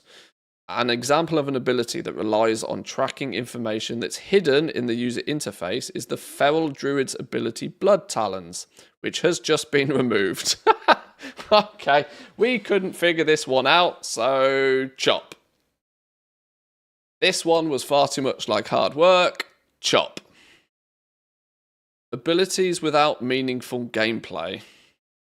Gameplay should have some elements of interest or intention. Also known as everything being an automatic proc is hella boring. The individual abilities are frequently macroed or consistently used alongside another. They're not adding meaningful gameplay. You're just stacking them and forgetting them. Removing some of these abilities will simplify long sequences of abilities that are usually cast in the same order during openers or cooldown windows. Simple maintenance buffs, where you periodically use an ability with no other strategic consideration, fall into this category as well. Okay. Assassination, clearly a rogue wrote this. Assassination is an example of a rogue spec that always uses several abilities in a rotation order alongside its major cooldown. There is no choice or strategy involved. The challenge is mostly a dexterity and memory check. Several of those effects have been removed to make those windows less involved. Resto Druid's Efflorescence is an example of a simple maintenance buff. Restoration is gaining options to make maintaining efflorescence easier. This is the thing on the floor, right? That's the drop it on the floor, please stand in it buff. I think, if I know my Resto Druid. I don't, but I'm guesstimating. Funny thing is if they remove the 10 odd passive buffs that classes have, they might see a resurgence of PvP. Maybe. I mean, it's of no coincidence that some of the most popular PvP-based games are ones that have no more than a handful of abilities. Look at MOBAs. MOBAs are the epitome of that. You have 4 buttons, but they are some of the most competitively played PvP games on the planet. And you have 4 buttons. More isn't always more. Often simplicity allows players to sort of hone in on the skill of playing your character well, rather than you frantically trying to remember which 12 buttons to press in which order. Yes, it's the please stand in my green flower circle. Nice. Thanks.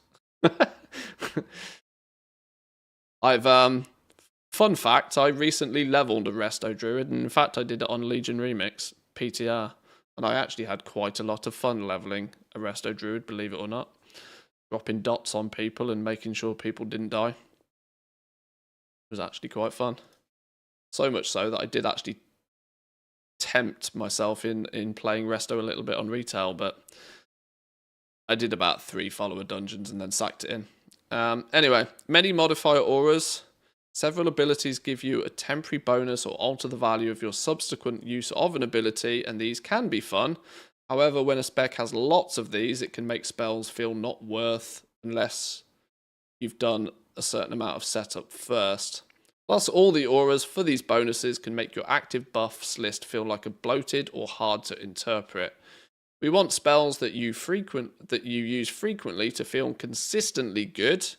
So we're removing or adjusting some of the bonuses like this, moving their power into more potent base spells. Windwalker Monk has a lot of these abilities. Effects like Dance of the Chi, Transfer of Power, and Martel Mixture have been changed or removed to address the need to track auras to determine when the use of abilities like Spinning Crane Kick. Important but subtle, hard to discover talent interactions. There are many talents in WoW, and most do a good job of explaining how they work and what they do. Way to give yourself a pat on the back there, Blizzard, when most people would disagree with you. Some have interactions with other talents or implications that aren't immediately clear, but are critical to basic performance. These kinds of subtleties can be interesting and welcome when trying to master the finer points of a spec. But it shouldn't require a lot of specialized knowledge to play a spec at a basic level. I mean, us goblins, we can attest to the fact that Blizzard's tooltips are more often than not dog shit. Because look at the amount of people that have taken one look at the spec trees over the last 2 expansions and gone, I've read this 5 times and I still don't understand. So, yeah. Who would have guessed it? Information is critical. Makes sense. Makes sense. But wait, there is more. In addition to the above, some aspects of class design in review are also gameplay with high actions per minute. This can be physically demanding and uncomfortable. Specs with a litany of ability buttons make it hard to set keybinds or keep track of them all in combat. Situations where lots of ability modifying procs can be active at once, causing an array of buttons on your bar to be highlighted, giving a sense that all of them are urgent. Specs that sometimes get flooded with so many resources that managing them becomes overwhelming or unimportant. E.g., roll face on keyboard win. Abilities that are very complex, such as Adaptive Swarm, Surge of Power, or Blackout combo.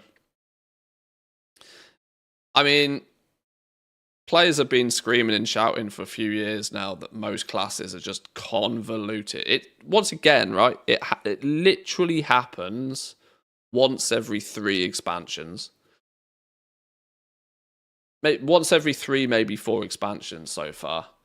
You know, things could, because we get bolt on and then another bolt on and then another bolt on and then another bolt on, and everything ends up being so flipping unbelievably bloated that they have to just start slashing and cutting. The last time we had a major ability prune, it didn't really go down very well. When was the last time they did the big ability prune? It was the end of BFA, right? Where they nuked a shitload of stuff and then tried to give some of it back with covenants and caused all sorts of chaos. Was it the end of BFA? I might be misremembering. But the last time they did a massive ability prune, it was all a little bit chaotic for a while. But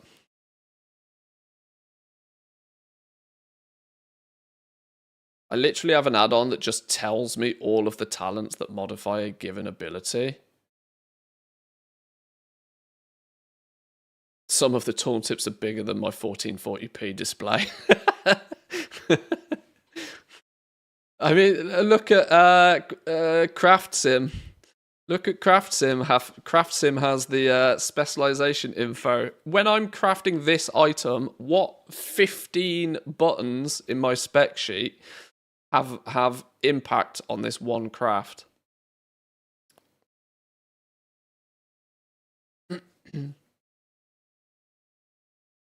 I got a sheet of Demon Slayer stickers with my bubble tea order. Okay. I have no idea what that is. What settings are you using to make herb and mining nodes shine? It's outline mode. Settings, graphic settings, outline mode. Play with those.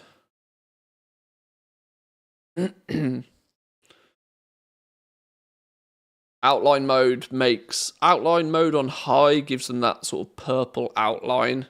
If you have high graphical settings but outline mode switched off, then they twinkle from a distance, I think.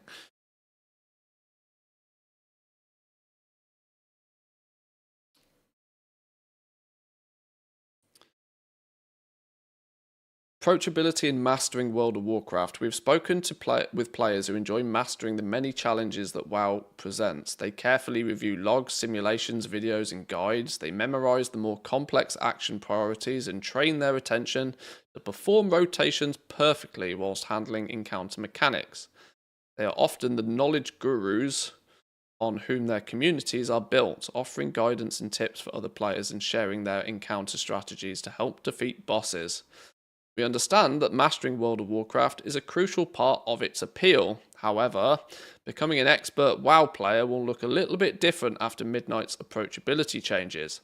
Rotations will be learned more quickly, less time will be spent on customizing add-ons, and you'll experience new types of challenges during encounters.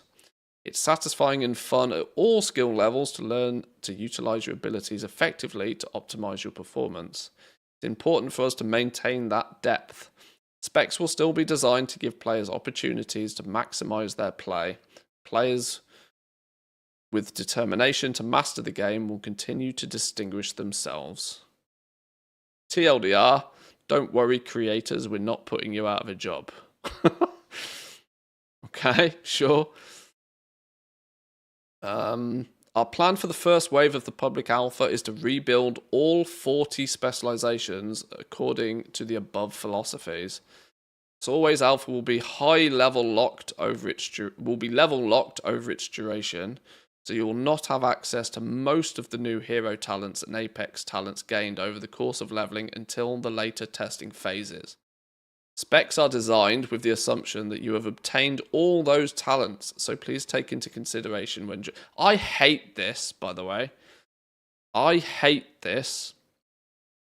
This annoys the absolute living Christ out of me. Remix. Fucking Remix PTR. Remix PTR was an absolute prime example of this. They give players something to test, knowing full well that the feedback they're going to get is going to be tainted by the fact that it's invalid.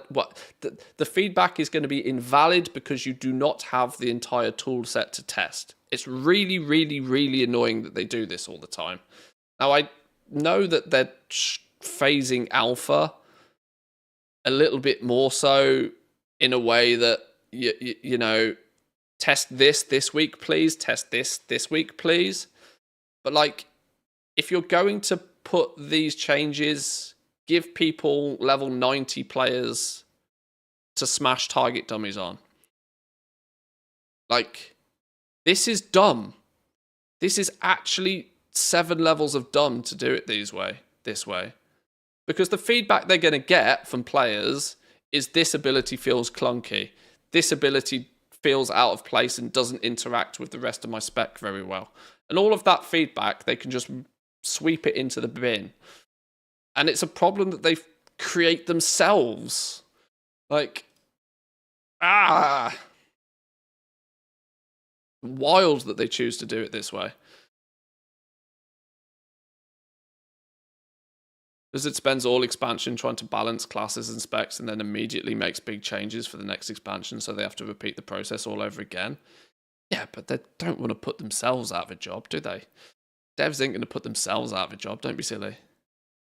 This is like I was saying earlier. There are some systems in the game where it's just a circular problem. They're always chasing, like, we go from north.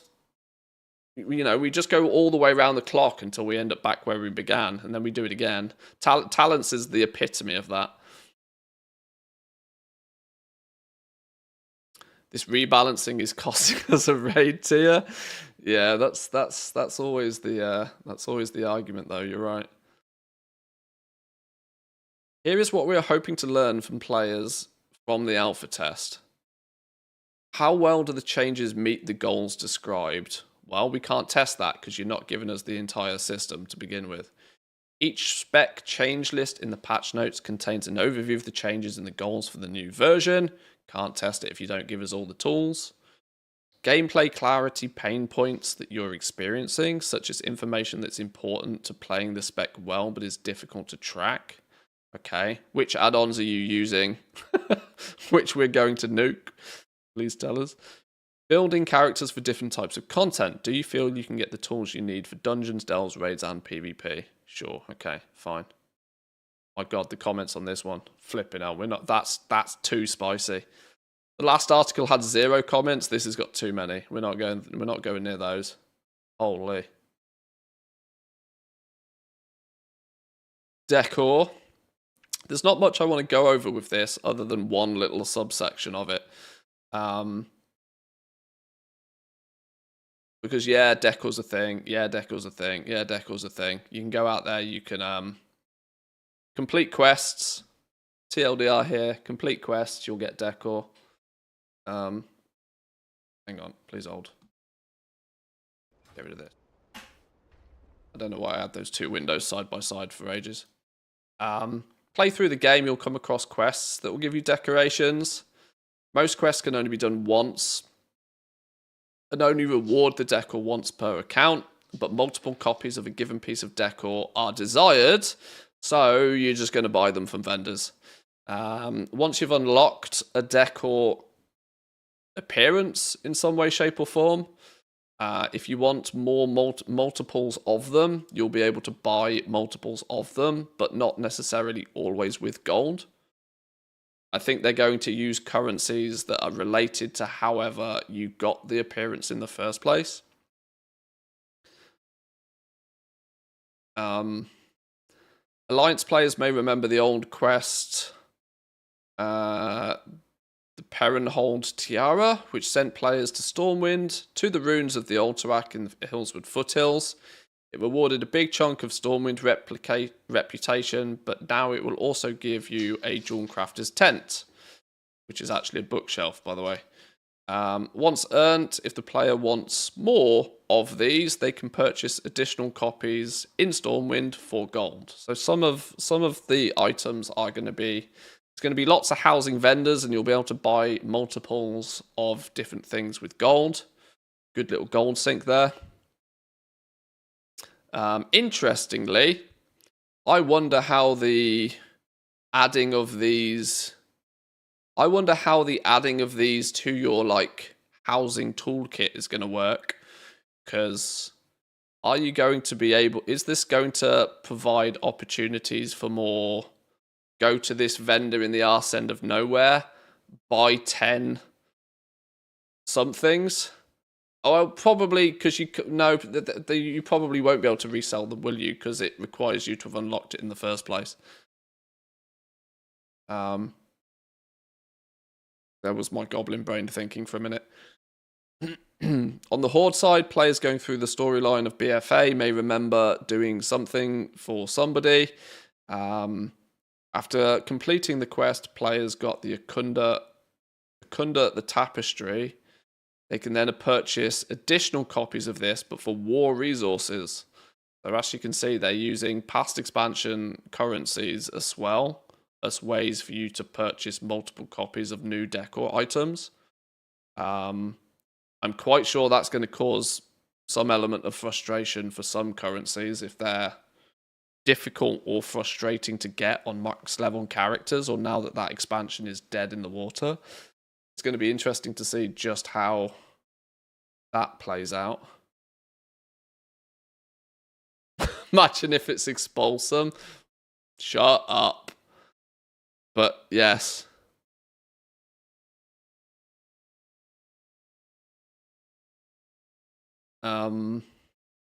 Lunglai Summit, players may have climbed a mountain to help reach the top. Blah, blah, blah, blah, blah. More copies can be purchased from the Lore Walkers, then also for gold. So it does look like they're predominantly going to use gold as a way for you to repurchase multiples of something. But they're also not going to be too shy about using past expansion currencies as well. With Midnight's launch, any quest that grants decor will do so retroactively for anybody that's completed them. Now, there will probably be, I might do a little bit of a focus on this with a profession focus. I will do my best, assuming I get access to alpha later today, I will do my best in the short, not too distant future to put together a list of all the decor recipes and where they come from. Meaning that if you want to start proactively doing stuff before it launches, whether it be completing achievements or completing quests or grinding reps or whatever the case may be, it would be nice to have a jobs list of stuff that we can work on ahead of time. I will do my best to try and put that list together, assuming that information becomes available, right? But it's nice that they are retroactively fixing all of these things. So if you've already done them, or you do them between now and housing launching, then you'll just get access to the decor items straight away. Similar to quests, some achievements are going to reward decor, and then you'll be able to acquire more copies of those items elsewhere.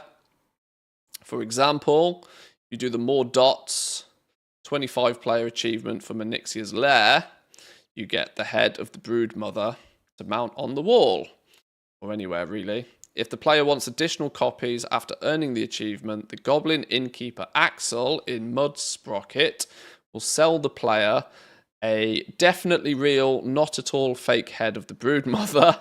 I hope that's its actual name, by the way.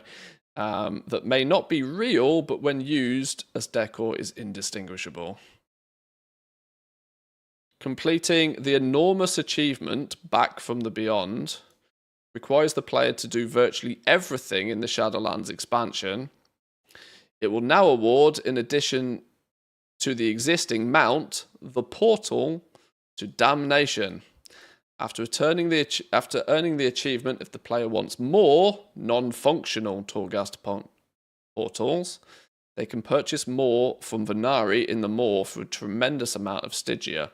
Now, there's two things I'm intrigued by with this. One, that's a ludicrous way to get a single decor item.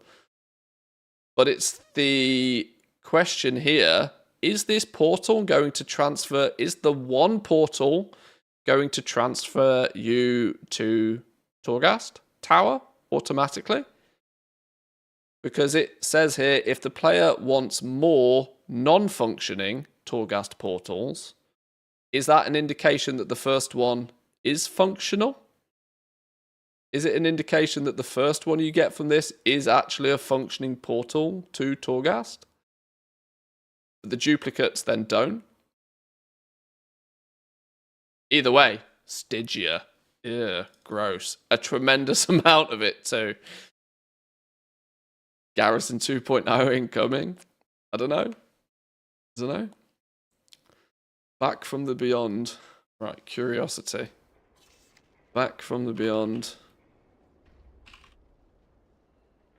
Back from the Beyond.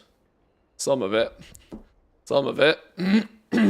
Some, but not anywhere near enough. Oh shit, where is the puppy? Oh, she's over here. She is totally upside down. Hang on. You've missed half puppy cam. I'll do you a full screen for a minute. You're snoozing. As you can see, she can't. Well, she can still get under the sofa, but kind of only just.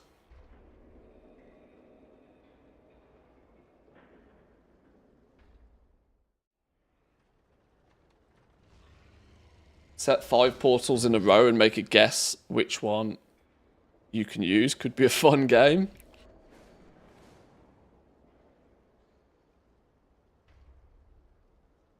Pandarian Heritage Armor spotted on the PTR. Okay. Will Stygia be Warbound transferable? Well, the achievement is, right? Outfit, invite. Who's this? Who's this? Fucking jokers. That's Mr. Norton. I know it is. Fucking hell. Assholes. What do we still need for Back from the Beyond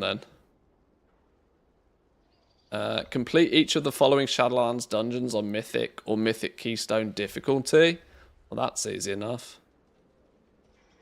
Want to buy a back button for achievements. How are we 20 years into this game without a back button on achievements?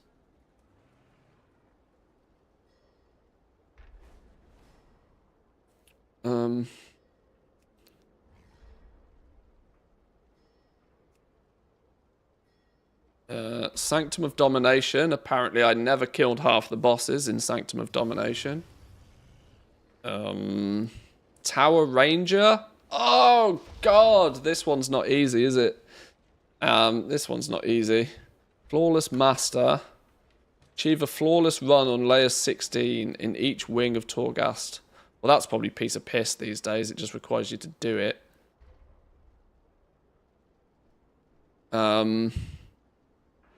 One of them was gross. Master of Torment. Complete the achievements below. Avenge Me. Slay an elite enemy with 10 stacks of vengeance whilst the Torment Avenger is active in Torghast. No fucking idea what that means. Be under the effect of claustrophobia for 30 consecutive settings whilst the Torment Claustrophobic is active in Torghast. Okay, that's not going to be fun. Fake it till you make it.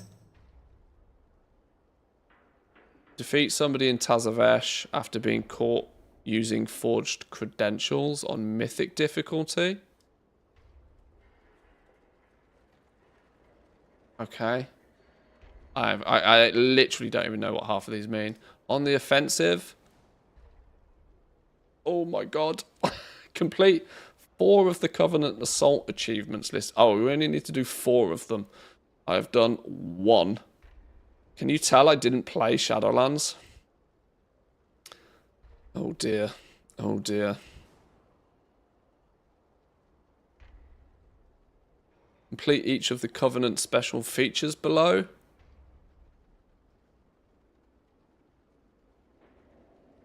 Complete the Abominable Stitching achievements. Oh, flippity doodah. That's like, you got to do all 4. Oh my god.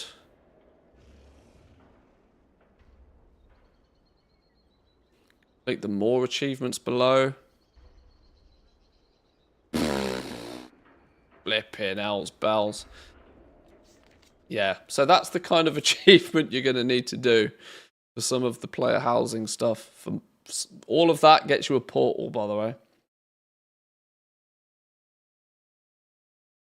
Click the YouTube video. It's your actual reaction to your meta achievement. Wait, what?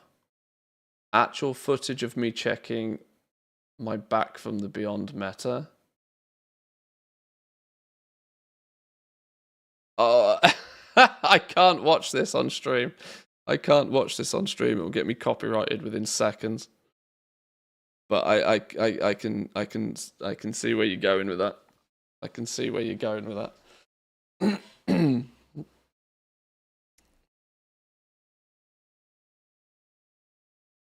Finally, PvP players, the Master of Twin Peaks achievement, earned through activity in the Twin Peaks Battleground, now awards the Iron Dragonmoor Gate decor. After the first is earned, additional copies can be purchased in Capital City for marks of honor. Just like decor earned from quests, players who have already completed an achievement that grants decor will be rewarded retroactively. Reputation is another source. Reputation with the various factions and cultures of Azeroth is another avenue to earn your decor. With the launch of Midnight, there are over 100 pieces of decor possible from across 26 different factions across almost every expansion. And we'll be continuing to add more legacy decor to various factions over time. Lawwalker's bookcase, empty Lawwalker's bookcase that looks remarkably similar to the Jewel Crafter's tent. I can't be the only one that thinks that's exactly the same flipping bookcase as we saw a minute ago. Methinks the Jewel Crafters... Methinks they've posted the wrong image there. Methinks that's not a Jewel Crafter's tent. Methinks they've done a whoopsie on the images there. Because, is it a Jewel Crafter's tent or is it a Lawwalker's bookcase? Okay.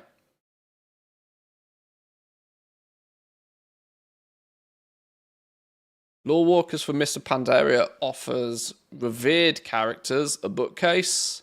They have two versions available, one with and one without books on the shelves. Talanji's Expedition, a horde faction from Battle for Azeroth, sells the Zandalari Torch.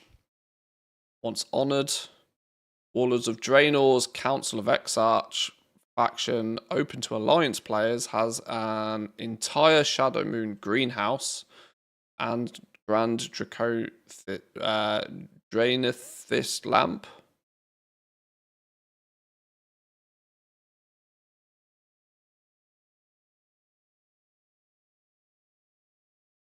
I want that one, the greenhouse. This one, for the garden. Whack it in the garden.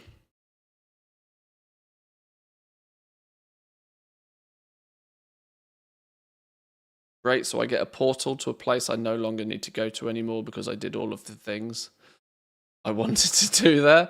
Well, I don't even know if that portal works. It was slightly ambiguous in the way they phrased it, whether whether the first one is functional but the duplicates are not, or whether they're just not functional, full stop.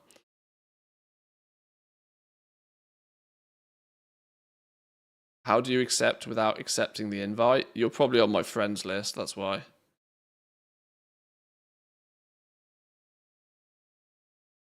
Leatrix Plus is probably automatically accepting friend invites.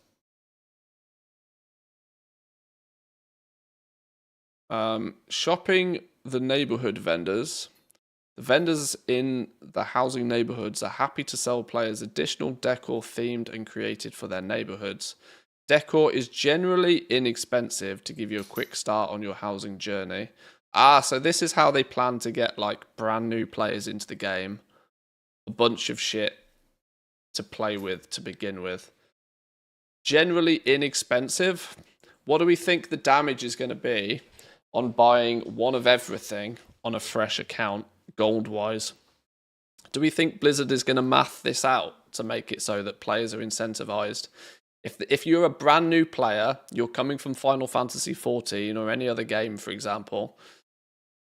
Imagine if you are freshly coming over to view housing, you buy the game, you log in. How much do you reckon it's going to be? How many tokens do you think it's going to set you back to buy basically one of everything?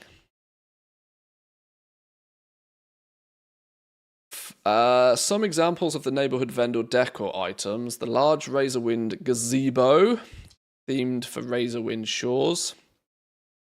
Iron chandelier from Founder's Point. Several kind of textures, rocks, plants fitting each neighborhood's themes. 17 tokens, 5k per bundle, tons and tons. Yeah, I wonder if they're going to math that out. How much can they gouge brand new players to buy tokens for gold? That's going to be, you know, token the like. Unironically, the token price may take an absolute nosedive once this launches. You know, it might take an absolute. We're used to an expansion launch crushing the value of a token pretty aggressively because it's the time where everything is new and everybody wants to buy gold to buy all of the new stuff. But I shit you not, the amount of people that will turn up to play housing that will drop a couple of, you know, will buy a couple of tokens is going to be bananas. If there's anything that costs any substantial amount, it's going to be a real gold sink for players. I said at the very beginning, I want housing to make me bleed. Like, I want there to be some stuff there that just parts me with the vast majority of my gold. Because it will also work as a really good way to, like, scrape a bunch of gold from the wealthiest of players. Just get it out of the game.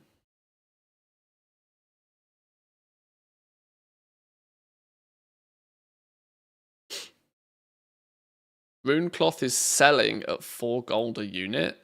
Mental. Oh god.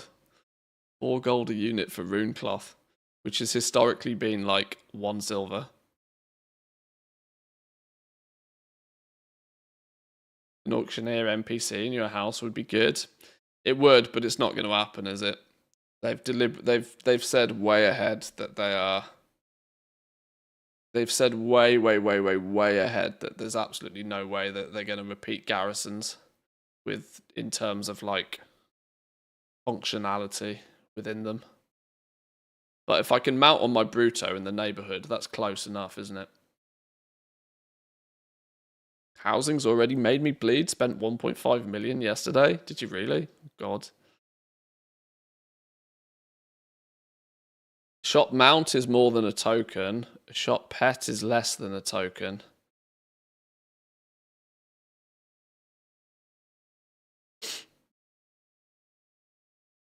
Did they have any materials from Shadowlands that would be required for housing stuff? Oh, I don't know that level of detail because I don't actually have the alpha yet, but once we do, we can figure that sort of stuff out. Raid and dungeon decor is boss. Raid bosses and dungeons can also have decor assigned to them. In the case of raids, individual bosses can have decor, whilst dungeons, it's only going to be the final boss that will drop decor. If a boss drops decor, it has a 100% chance to drop 1 piece per kill. You want multiple copies, you'll have to run it multiple times, but you won't have to hunt down the rare drop over many runs. On initial launch, most bosses won't have decor, but we'll continue to add to the back catalogue post-launch, so let us know what you're looking for. I can't get over the fact that decor dropping from bosses feels weird. I know it's an MMO and I know it's an RPG, but it kind of feels weird that you go slay a dragon and he drops a bookcase. Like, it's just something that's like, if you were to visualize it, if you were to close your eyes and visualize it, why is a dragon carrying around a blue rug? Sure. It doesn't seem to make sense to me, but obviously they have to have decor dropping from dungeons and bosses. But some examples: Neltharian's Lair will give players the Thunder Totem Brazier. Shadowfang Keep gives players a Gilnean circular rug.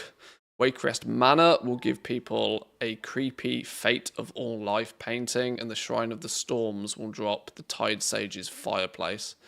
There's a few things to chase after. These will be ones you'll probably have to chase after once it goes live. There's not going to be any retro active acquisition of these ones. If you want them, you'll just have to go get them. Is there really so many people interested in that? I mean, definitely. Speculation is absolutely ridiculous right now. Speculators are selling to other speculators right now. It's all of the ridiculous. Like, there's people that would have squirreled away materials months ago in preparation for this, who are now selling it to people that are squirreling away materials, thinking they're going to sell it for 5 times more when it comes out. I will give you the word of advice that if you're even thinking about buying materials to resell them when housing launches, don't. Don't. Because you're already paying a monster of a premium, and the likelihood is more often than not that you're going to ending up like markets will be flooded. The bottleneck is not going to be in the low level materials, trust me. The bottleneck is going to be in the lumber that you are going to need to go out and get yourself. That's where the bottleneck is going to be in this entire system, not the low level mats. If you've already squirreled away a shitload of stuff and you're selling it today at a 10x profit, GG, congratulations, well played. You played the game well. But now is not the time to start buying up a whole bunch of stuff and throwing it in a guild bank. Because players have already done that. You're too late to the party. Don't get suckered in. Selling fell cloth at 190 gold a unit? I mean, if you really feel the need, go out and farm some of this shit. And you know, cash in on some of those ridiculous price materials right now, but now is not the time to be mass buying and squirreling away. Let me make that really clear.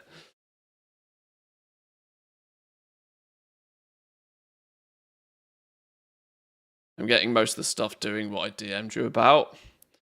Oh yeah, because you'll just stack it on top of that, yeah. Making it with professions then. This is obviously something that is going to be of value to many of you guys out there. My doggo is clearly telling me it's time to go for a walk, but give me a minute. Every crafting profession will be able to make decor from every expansion. You will need to make sure that you're at least 80% through the profession's skill for that expansion. Then most of the recipes are easily obtained from the relevant trainers.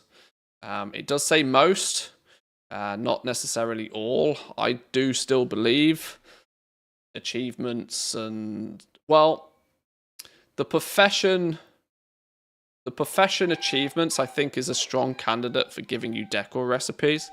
But it does appear that most of them might come from trainers.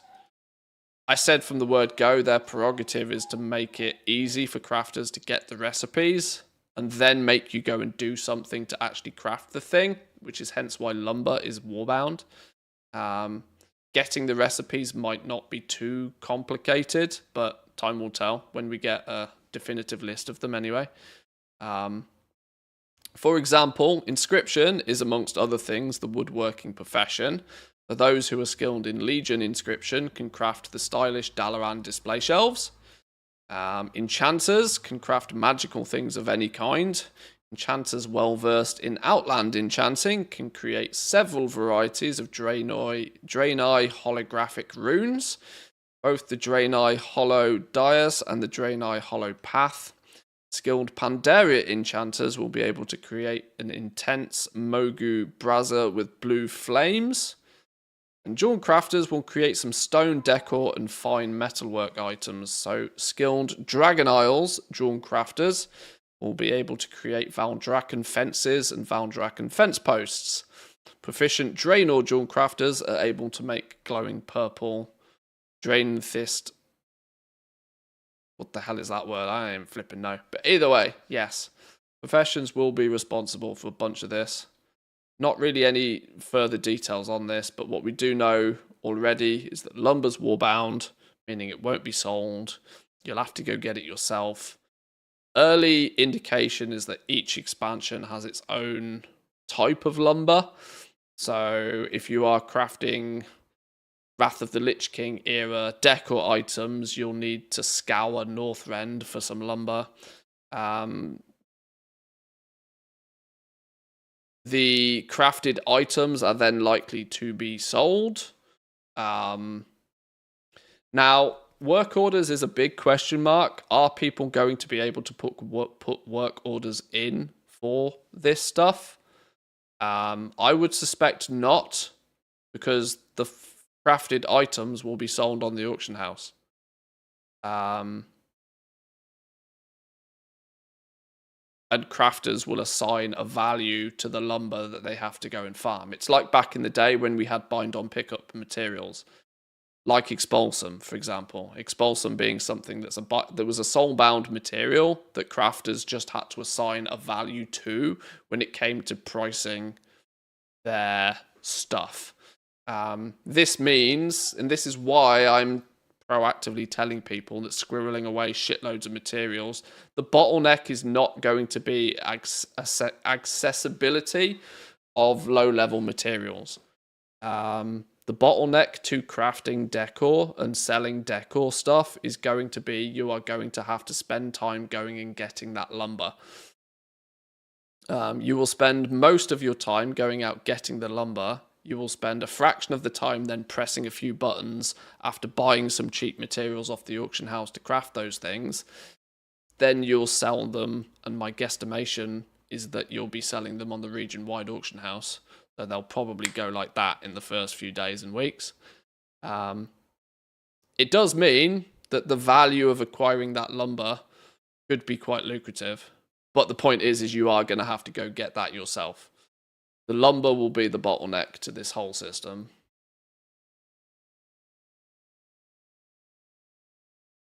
Get your professions to at least 80% is a good tip right now. Yeah. Endeavors and Delves are also going to give you decor rewards, but we'll have to wait till the launch of Midnight to learn about those. Apparently, we're not going to get any early sneak peeks in that, which is odd. Not entirely sure why they're locking that behind closed doors, but this only represents the main areas of decor acquisition, but part of the joy is going to be discovering just where things can be found. We're eager to hear what you're looking for to make your house into your home, so let us know. One comment. Surprising lack of comments on some of these posts, to be honest.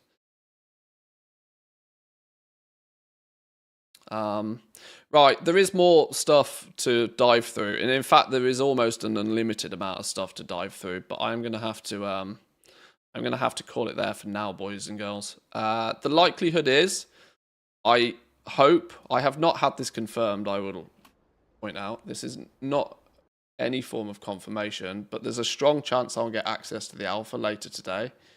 If that be the case, I will spend most of the evening poking around, and I will probably do my best to start updating channels in the relevant channels in the Discord with as much information as I can get. There is already some channels. There's a Midnight FAQ where you can post your questions. You can post your question. How much of this can I show? Probably all of it. It's probably fine. There's a FAQ section where you can post your questions if you have anything specific you want to know. And I and anybody else who gets access to the alpha, or anybody who feels confident in answering the questions, can then answer them. So you can use the Midnight FAQ channel for that. It's a forum, but it's not something I've done on the Discord before. I've not really played around with this much, but it's a forum type system. So you can ask your questions. I will try and answer them if I can. If it's publicly available information from somewhere else, you can link people to the answers or whatever. Or there's the 11 PM news channel right now, which is just general chit chat about anything Midnight. I will probably also try to start adding some extra channels here about sort of specific profession stuff or anything else that I think is goblinry related. So this is my efforts to say now is a good time to filter into the Discord if you're not there already, and I will predominantly initially put the information on Discord, and popular stuff that rises to the top I might convert it into short videos for YouTube. And of course, when we're live on stream, we can we can chat about whatever. But yeah, come say hi on the Discord if you're not there already. I'm going to go get me some food. I'm going to chill out for a few hours this afternoon before potentially a very, very busy next few days, which will be fun either way. Thank you all for joining. Thank you for the bits, the subs, the follows. Anybody that sat through an ad, anybody that's come and said hi on the Discord. Thank you, everybody. I do appreciate it. Enjoy the rest of your day. If you're poking around alpha footage, enjoy it. If you find anything interesting and juicy, once again, come share it with the rest of us. That's kind of the concept here. Share as much as we can. And yeah, keep an eye on your BattleNet launchers and your email inboxes. Good luck for alpha access for all of you. Yeah, enjoy your day. I'm hungry. I'll catch you all tomorrow. Peace.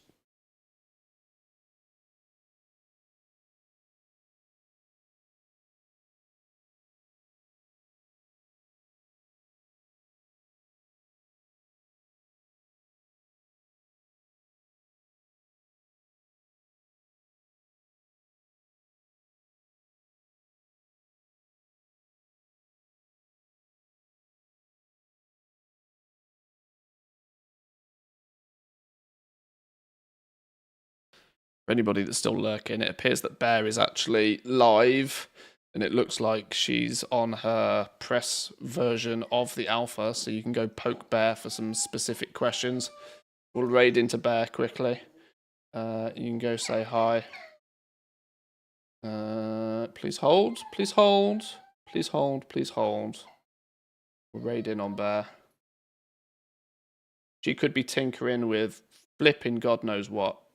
But have fun. Have a wonderful day. Say hi to Bear for me. I'll love you and leave you. Peace.